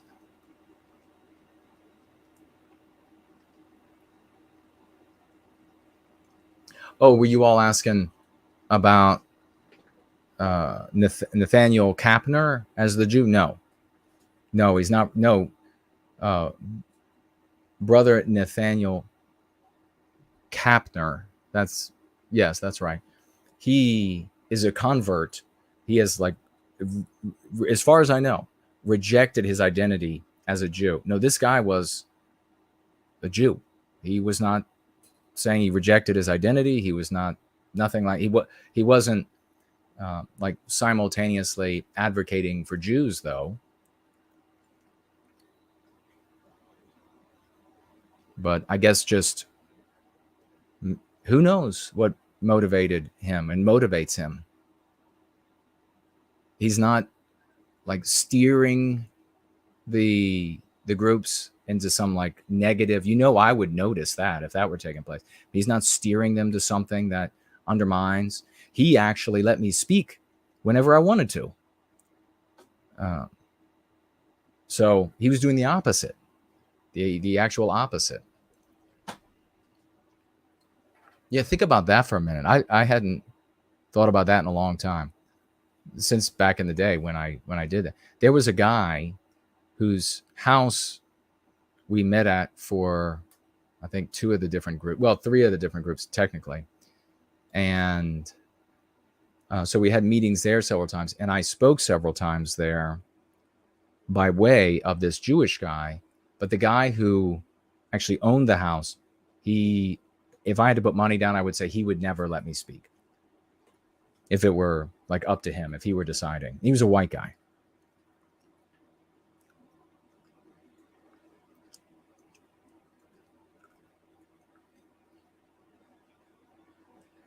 All right. I don't see where the Wolf Throne said something. I'm sorry. We got to get on to the final bit here.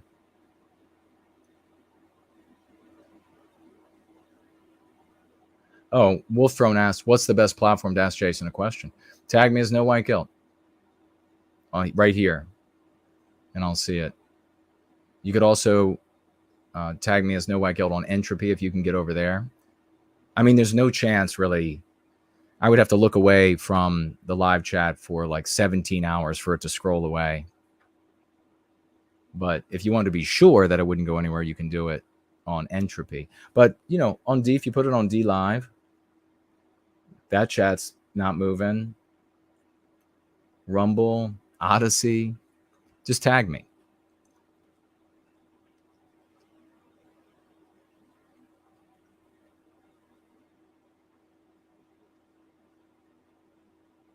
All right, I think Promethean Healing, wonderful to see you, brother. And Promethean greetings, brother, he writes. I'm sorry you went through that hospital visit. It's a very fitting story for Halloween. Oh, yes, I guess it is. We're coming up. Next Tuesday is Halloween. And I plan on rolling in. So if you're done with Halloween or you have nothing to do, then show up. I'll be here. Unless something goes really wrong.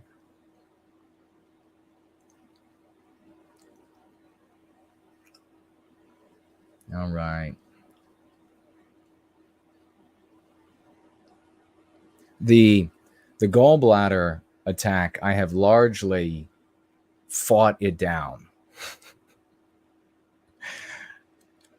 The pain has gone, so it's good. It's not gone, but it's good. It's fine.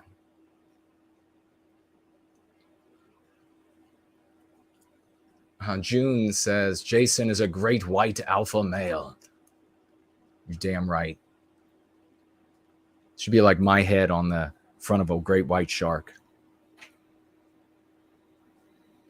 No, I'm always trying. And that's the thing, is that there's never a done. There can be a moment in the past where there's a done. But in the living, we always have to be trying. So that's the beauty for people who want to improve. You can always try, and you can make those moments moving forward amazing.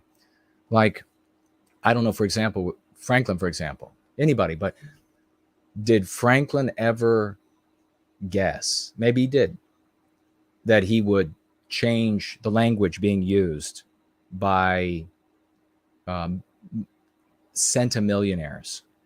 Maybe, but maybe not. So a decision was made to be a hero, and damn if that guy didn't become a hero and continues to be a hero. So many folks. That's what's beautiful. And what's great too here, it's kind of like with shooting firearms, men and women can be equally as good. That's like the one thing where women and men can compete against each other, and women can rock at shooting targets, and it's a great sport for couples, for friends, and all to be able. It's what Yiz and Reptile and them, they were out shooting. So you can have natural shooters that are of either sex. Just amazing. What is this? Oh, aircraft carriers used to be called flat tops. Well, right.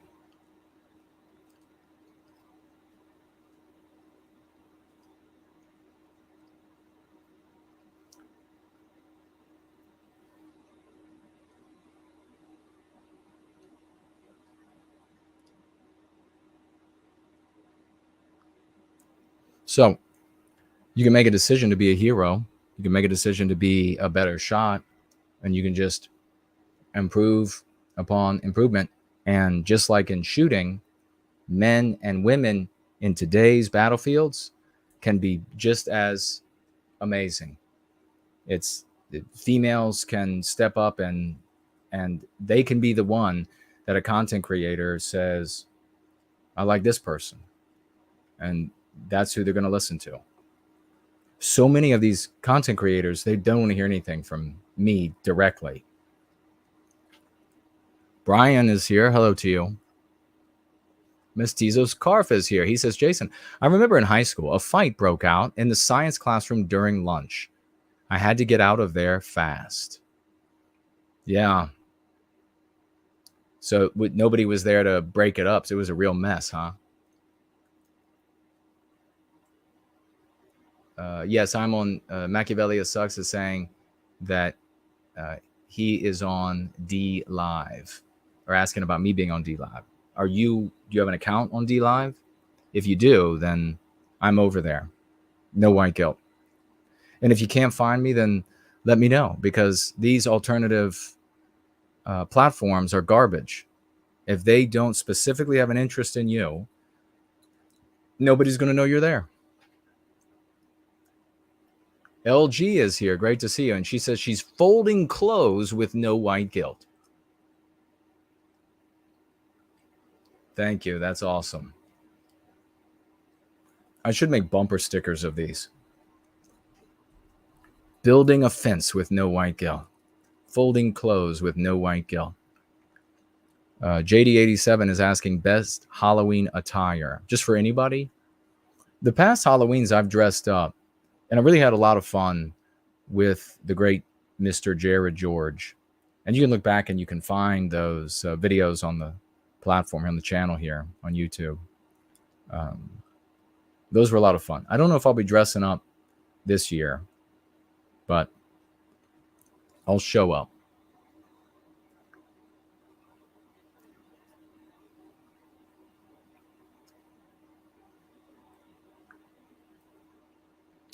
Elaine Sabatino says, I look forward to these streams even when I'm too busy to chat, Jason and family. Well, God bless you. Thank you for saying that. I really appreciate it.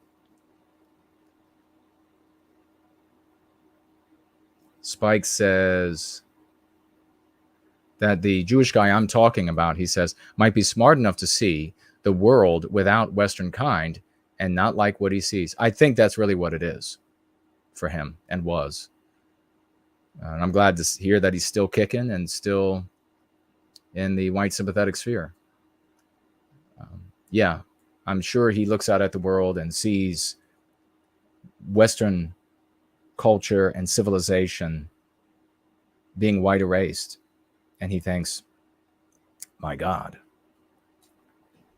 this is not going to be good. I'm not going to be a good place to live. So, and you think about this. that if that guy could come to that conclusion, what if that guy were actually a centimillionaire? And he said, oh God, I don't want Western civilization to start looking like a hellhole. He's an immediate ally to us. He's immediate as an individual, not as a representative of the Jews. You know what I mean? As a guy. We want that. But any and all between. It doesn't just have to be. I'm just using that as an example. What if he had what if he was as industrious as this guy is, as dedicated as he is? We want that.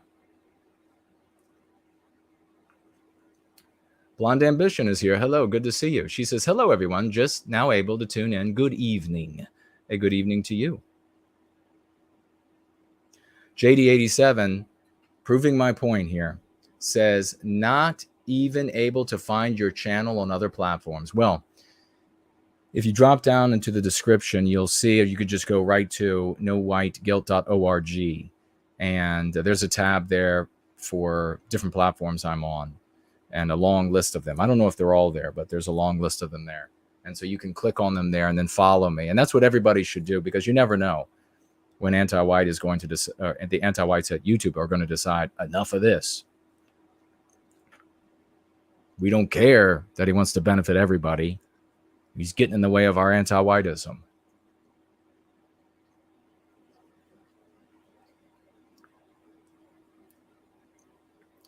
All right.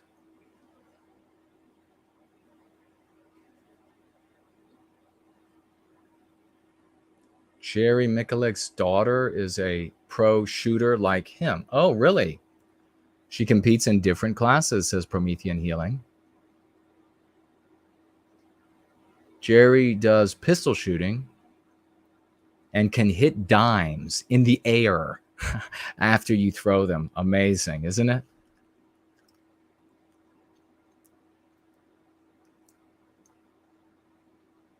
Misty says she's crocheting with no white guilt. That's got to be a bumper sticker for sure.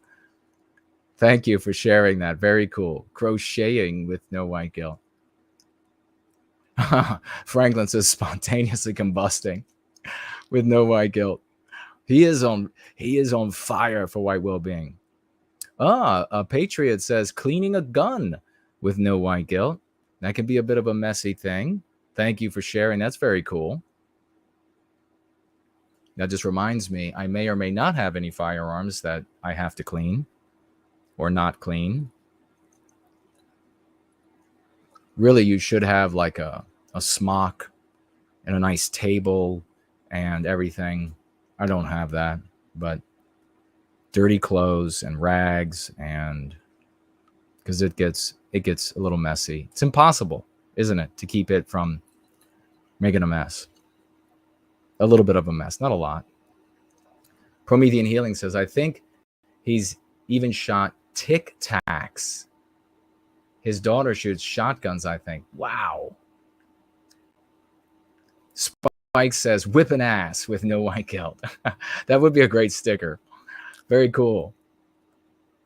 Mark has shown up and he says, what's up, champs? Archangel's making pasta sauce with no white guilt. Very cool. We are all over the place making pasta sauce.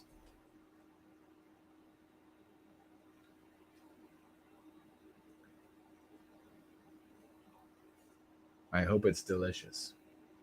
My phone is malfunctioning. It's got enough power. All right, very cool. Looks like we didn't miss anybody on Subscribe Star, which is not often used as a way to financially gift during the show because these other ways are easier, but I keep it open just in case. Take a crown, also, like DB50, lightly set it upon his head. The crown goes down on his head. The gems are scattered where he walks. so that everywhere he walks, it is glittering with his greatness. Dr. I, 50 white well-being dollars as well. God bless you for that, Dr. I. He says, thank you, Jason, with those 50 save and protect the white baby dollars. Perfect. Wonderful to see you. Thank you so much, Dr. I over there on Cash App. All right. Let's take a quick look because, you know what time it is. After midnight, we gonna let it all hang out. So we'll come over here and we will pull up. We've gone beyond the midnight hour.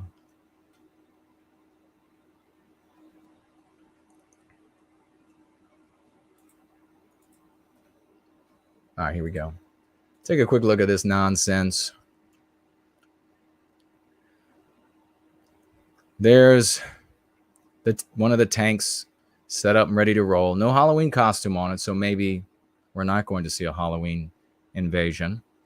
Israel has reportedly agreed to consider delaying its ground invasion of Gaza for a few days to allow hostages talks to continue, prompting a raging debate in the country abroad over the move. I think this was kind of inevitable. We talked a little bit about it.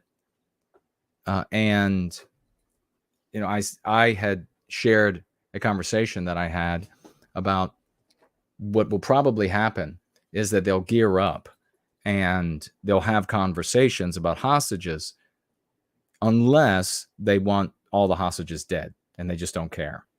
And the odds of that were pretty slim. So are they going to wait until they get all the hostages? No, I mean, they're going to get as many as they can before rolling in, and they'll continue the conversation. They will slowly turn the heat up, if you will. And I imagine countries have to be forward-looking. So knowing that Hamas has tunnels, I would imagine they have robots that they're going to launch down these tunnels. And it won't be IDF soldiers on the front. The robots will go down first. They'll probably be inexpensive robots that are just really created to be destroyed by whatever happens. There might be killer robots. I would imagine there are. Remote control, obviously, not like AI driving them. And so they'll probably be sending these down in the tunnels. And then during the day, they'll hold positions and shore up positions. And at night, on the surface, is when they'll move to take more ground in the city and the rest of North Gaza. This is my assumption. And that they're using this opportunity not just for hostage negotiations, political extenuating circumstances as well, internal and abroad. I heard, and I don't know if this is true or not, that the Israelis passed a law that said no Israeli can speak negatively about the activities of the Israeli government. I don't know if this is true or not, but it's they call it some kind of morale law. And I could see a country doing that, not just Israel, but I could see a country doing that. So not a terribly big surprise.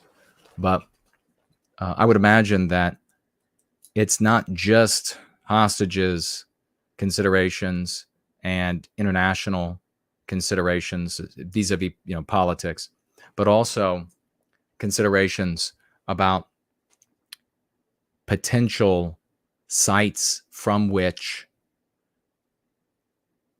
some of these other countries and terror groups or sponsored terror groups or whatever you want to refer to them as that could strike Israel, and getting up to the minute info on them and potentially striking them first. And we've seen a number of strikes outside of Israel by Israel. So to me, that also makes sense.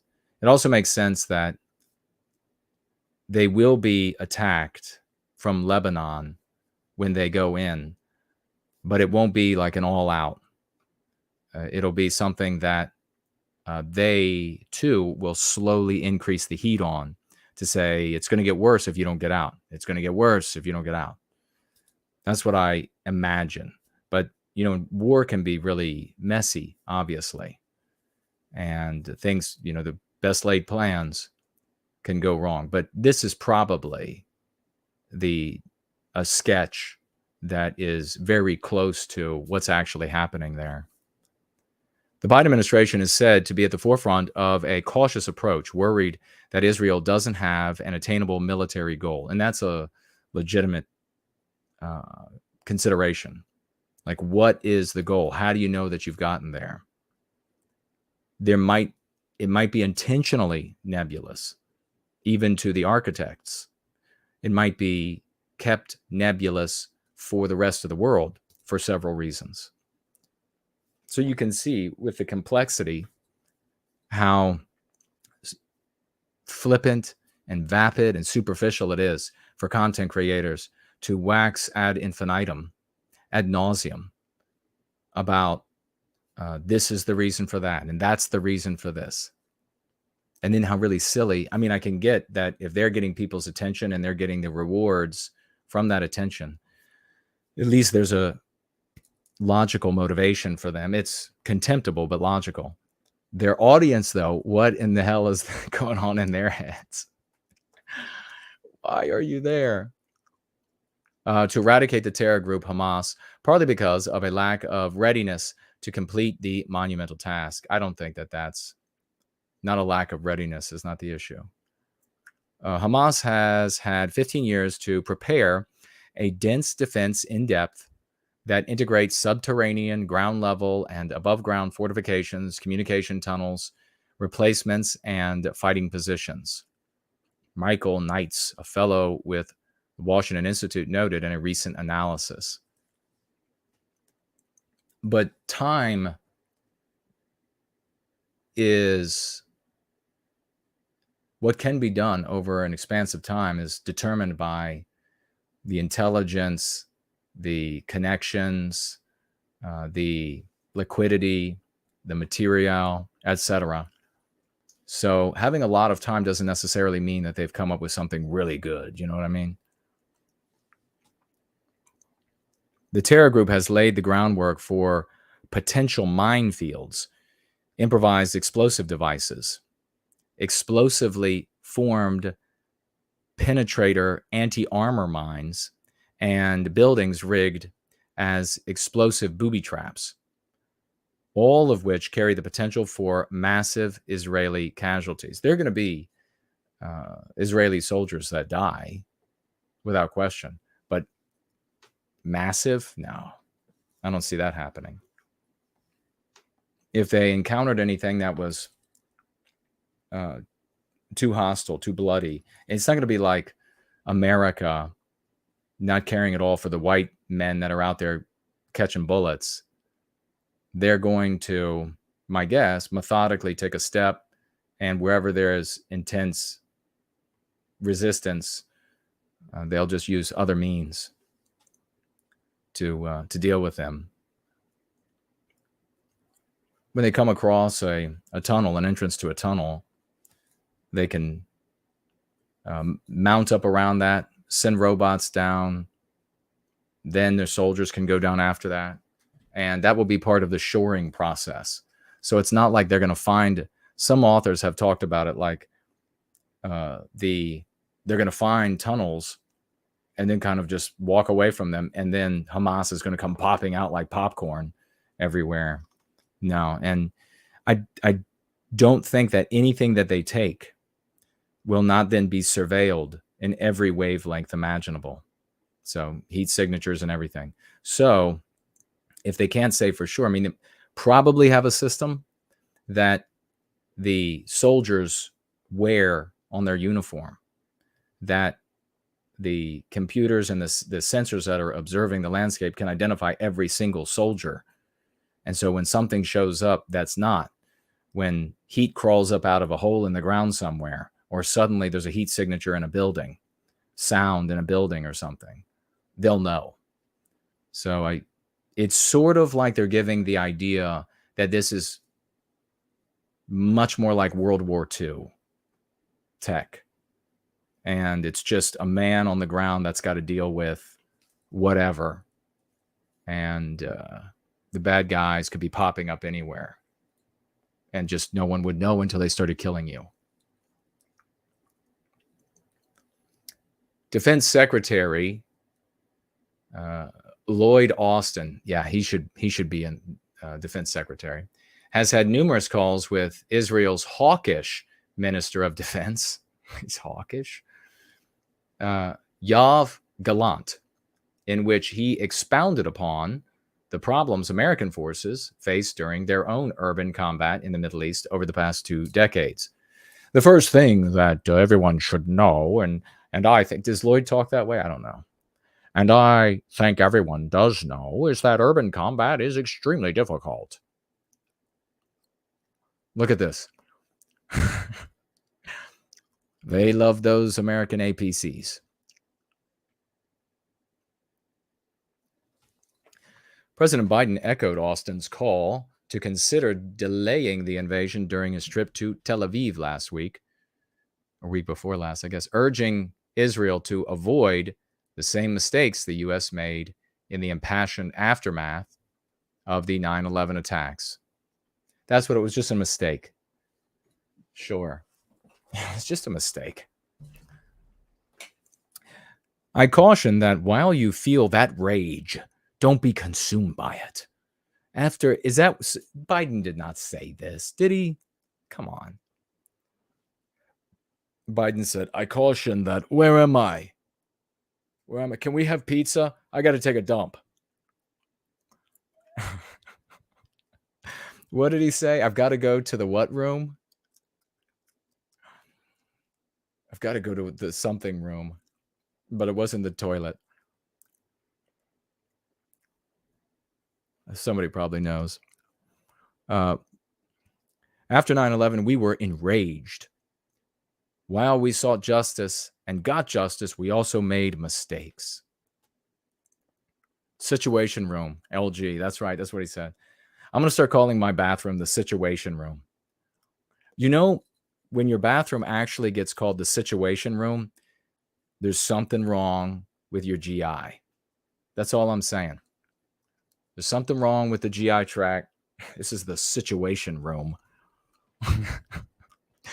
That's what he says. That's what he has to tell them when he's done. I've had a situation in here. I largely missed this polished thing in the center of the room.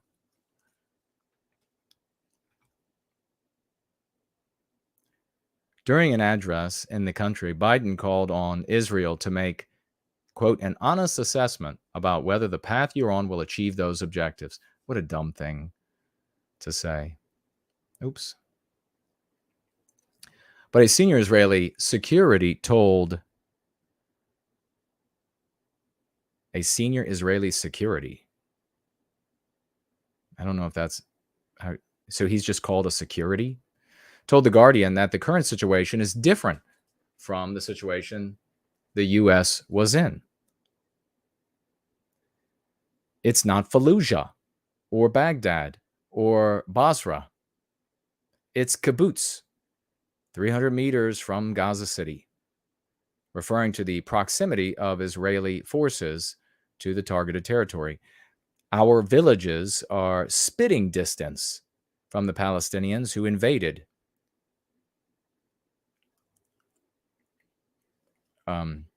That's a little bit of an exaggeration, but okay. Israel Defense Force. Now I get about the actual distance, like the measurable distance, but it's not like the only thing between you is a moat with a couple of lethargic alligators in it, right? Although you would think this after the attack they pulled off.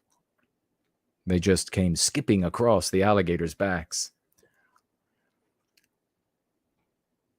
Israeli Defense Forces have insisted they're ready to fight, announcing they'd given the government the green light to issue marching orders last week as legions of tanks were seen stationed along the border of the Gaza Strip. And that's something that you can't move troops into a position of readiness to attack. If you're building fortifications, that's something different.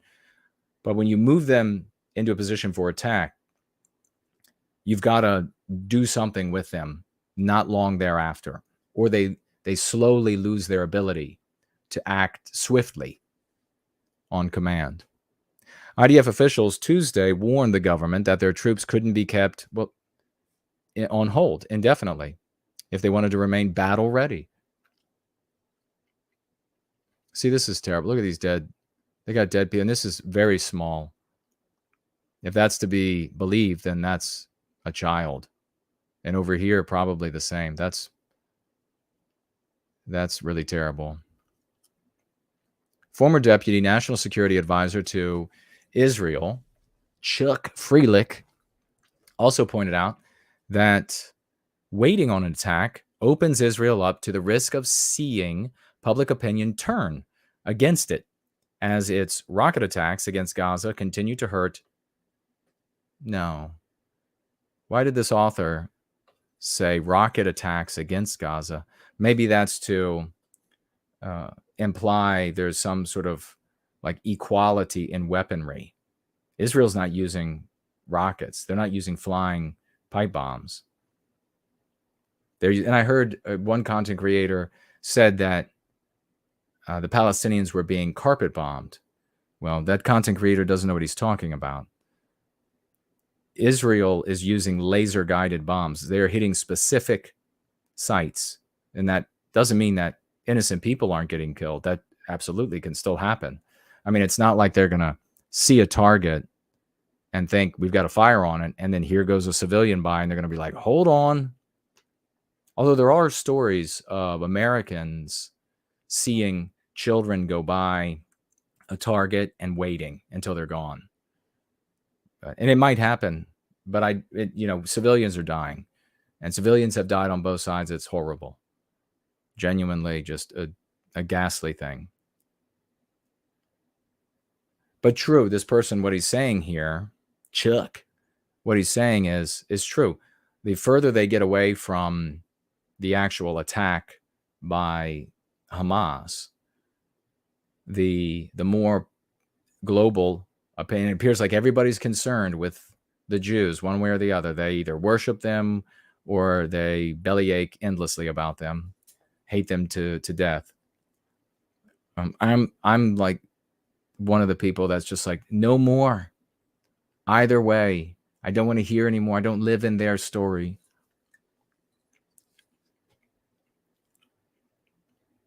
Clearly, as time goes by, the legitimization of an Israeli attack diminishes. Chuck told ABC News, as more ugly pictures of civilians come out of Gaza, it hurts Israel. Well, of course, that he's just being logical, but that sounds really, god awful on like a moral level,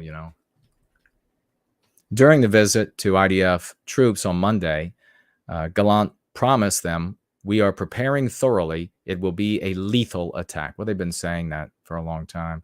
"Do your job, get ready. We will deploy you," he said. I'm sure it will be. I mean, I'm sure they're going to kill, but they're really sounding a lot like Arabs with all of the talk about the rivers will run with the blood of Arabs yet to live. I mean, it's gotten really histrionic. But this is going to come up potentially. That's why I choose stories the vast majority of the time to address, is because I think these are more likely than others, to be questions that we all will face, from family get-togethers. You might be getting together for Halloween. You might be a mom and dad, or just a mom or just a dad going out for Halloween. You're going to meet up with some friends to walk the kids around. Maybe you're going to go to the party, the Halloween party, whatever. And people are going to bring up potentially, why is Israel just sitting there and waiting? And of course, with everything we do, the only purpose of addressing it is to introduce the lexicon, introduce our dialectics, to bring people to an awareness of white well-being, to using these concepts so that the world that they live in changes thereby without them even realizing it. I'm talking about their personal world. That is, sometimes you got to help people without them even knowing. So that's the reason. So you be creative. How can I work in a conversation about us? Well, one of the ways is the first story that we covered on this roll-in, that these people are, many of them, Palestinians, are going to be taken out of Palestine for white countries, for Western countries. They're not going to be shuttled over to Vietnam, right? They're not going to be shuttled to even other Arab countries. And you'll have, it's all predictable. The conservatives will say, well, they'll integrate better in an Arab country. They'll be making all these kinds of arguments, won't they? So we can preempt them, and we can talk about what's really material for us is our countries, our safety, how Western these places remain, and how we're facing struggles of white erasure. You can imagine being able to use white erasure with somebody, maybe for the first time. Very easy. It's our people, it's our expressions, our norms, everything that we consider Western. All that's changing. And they want to bring more people that, clearly, if you're going to look at a body of people that are very different from Western kind, you see that in the Palestinians. Doesn't mean that they're better or worse. It just means that they're very different. They make a very different world. And that's not a world we want to live in. If somebody, maybe it'd be also useful to tell you that if you're talking with somebody and they throw in to the conversation, you don't need to like morally chastise them unless they, even lightly, unless they're going too far. If somebody really went off the handle that you're talking with, and they're like, they're all a bunch of effing terrorists and they should all be killed. They're not all terrorists, and they're not all, if they really go off the rail, you could, I don't know if they're all terrorists. I don't think they're all terrorists, but them coming here is the real issue, because it changes our environment. Because if the guy or the woman walks away and they're like, well, the problem is that they're terrorists, then they're going to get into a conversation with someone that's going to easily defeat that argument. They're not all terrorists. Tons of them are children. And what's the belief in Western civilization as a consequence of anti-whiteism? This tabula rasa, it's all just a blank slate. If you get all these kids, you can just teach them to be white. Without saying that, of course. They won't say they're teaching them to be white. But that's the argument that they'll make. And then what will the guy or woman do? Well, they'll walk away going, well, God dang it, God. They are, but they'll be defeated. So you give them something constructive and maybe steer them back a little bit. And that's another thing maybe I'll mention is that online too, when we're talking with people online, if someone's clearly not coming along, or with what you're talking about when it comes to white well-being, the verbiage we're using, they want to keep going back to maybe they worship Jews, or maybe they hate Jews to no end, irrationally, whatever. You can just drop some of the lexicon. This is where they're at. You just say, okay, have a nice day. Move on to somebody else. There's no benefit to like browbeating somebody who is not ready to take that little step. You just drop it. You're like, this is what we're doing. We're having great success. We love what we're doing. We have victories all the time. We're happy. Have a nice day. Move on. And that'll make more of an impression, because they know they're miserable. They know their lives suck because all they do is lose and complain about it. So I've seen some of you do that, especially like on X. You all do that. I've seen people say, well, okay, well, if you ever change your mind, this is No White Guilt on YouTube, nowhiteguilt.org. We hope to see you there. Check us out. You don't have to, come check us out for a month or so. See if it aligns with your thinking or not. And you can always go back to this. So that's just the best way to, because your time is valuable. Who you talk to is valuable. If you get into a back and forth with somebody that's never coming, and the audience, the likely readers of it, are also likely to not come around, at least not anytime soon, then it's largely wasted time. So instead, you can just move on, and you can exercise your muscles too, because your mental muscles. Because if you say you're going into a lot of explicit white sympathetic territory, try some implicit, and then take on their sort of comments. Some of them are going to say that, every white man, woman, and child needs to die for Israel today. You got to learn how to handle that as well. And if you have those kinds of encounters and you have some questions about how to deal with that, bring them to me and we'll address them. We'll work on them. Some of those people are ripe for some of the concepts in Go Free. Even if they walk away still thinking that, Israel is the only democracy, it just doesn't let the 2 million Arabs in Palestine vote. And it's the goodest of good guys. It's the goodest guys. They're the goodest of good guys. And God's about to come, and he loves Jews. And so we've got to, they might walk away still thinking that, but if you give them a couple of the concepts, that can slowly start changing their world. Some of them are brain dead. So when you encounter those, just thank you and move along. It's unfortunate, but some of them are really brain dead. A lot of them show up at Buddy Brown's channel. But I'll see one more time what y'all are saying, and then I think we'll roll out. We've had a good time. It's been good. It's Halloween. Almost.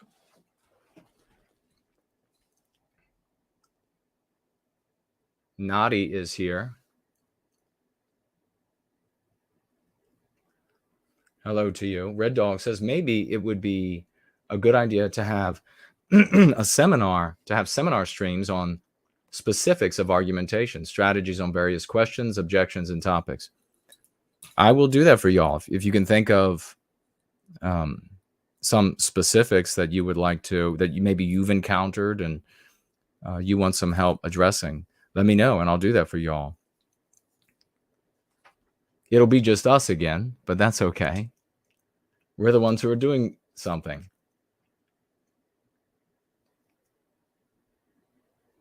We have JD financially gifting. Thank you so much, JD. $5.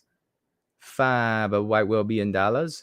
And he says, anti-whiteism is the disease. NWG is the cure. That's right. We are, brother. Thank you for that. I appreciate it. We are the cure to this mind infection.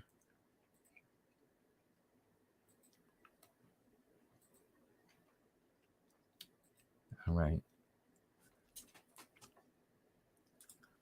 All right, we're good there. And I'll check back to see if y'all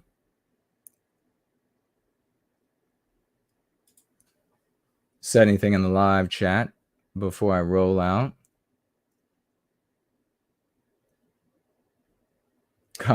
Spartan says the D Live chat is for him only. It's his personal chat for the show. Unfortunately, that's kind of a reality.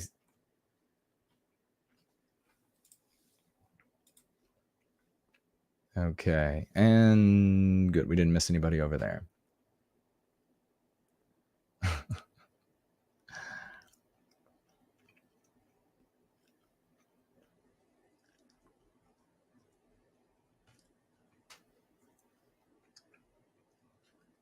Oh.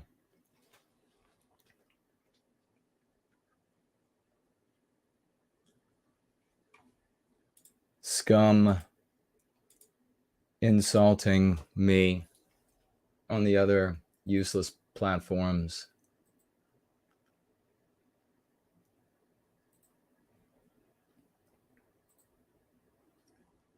If you can believe it, Dirtbag is trying to say that I look weak. I know I look weak. So muscleless.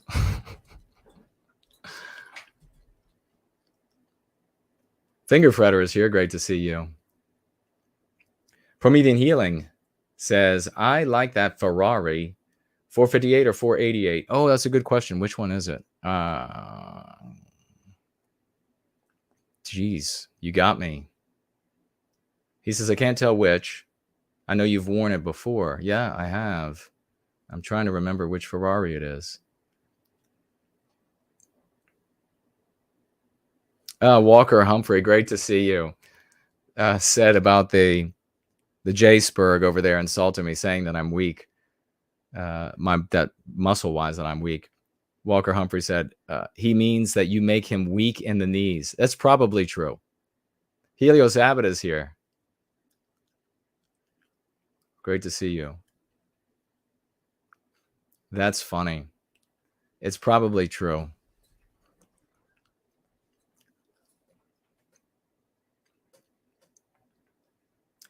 Maybe it would be a good idea to have... Okay, we read that one from Red Dog. Thank you. All right. First last. He says he's practicing with no white guilt. His music. Fantastic.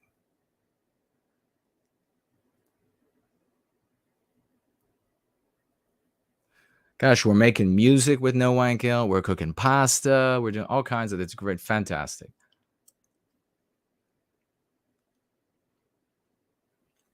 PFC is here. Hello.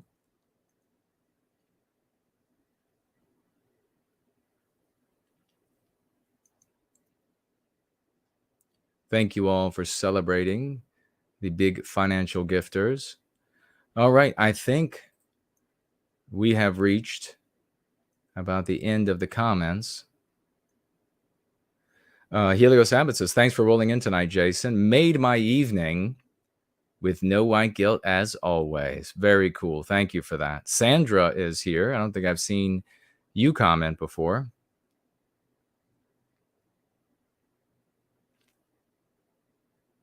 Hello to you. Tokoloshi is here. Says, morning all. Well, a good morning to you.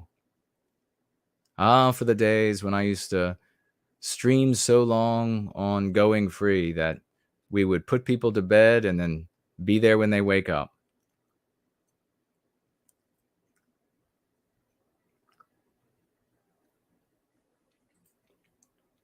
I even heard people... I was reading somebody's comment, just some of it. I can't remember who it was just now. The screen moved and I started reading the comment, didn't really focus on the name. American Gantry is here. Hello. And I heard a commenter complaining that Israel had retained firms in the United States to make their case to the public. And this content creator acted like that was horrible. That's absolutely what should be done. If I were in charge, that's what we would be doing.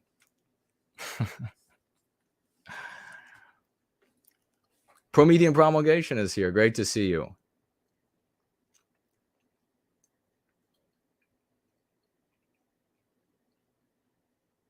All right.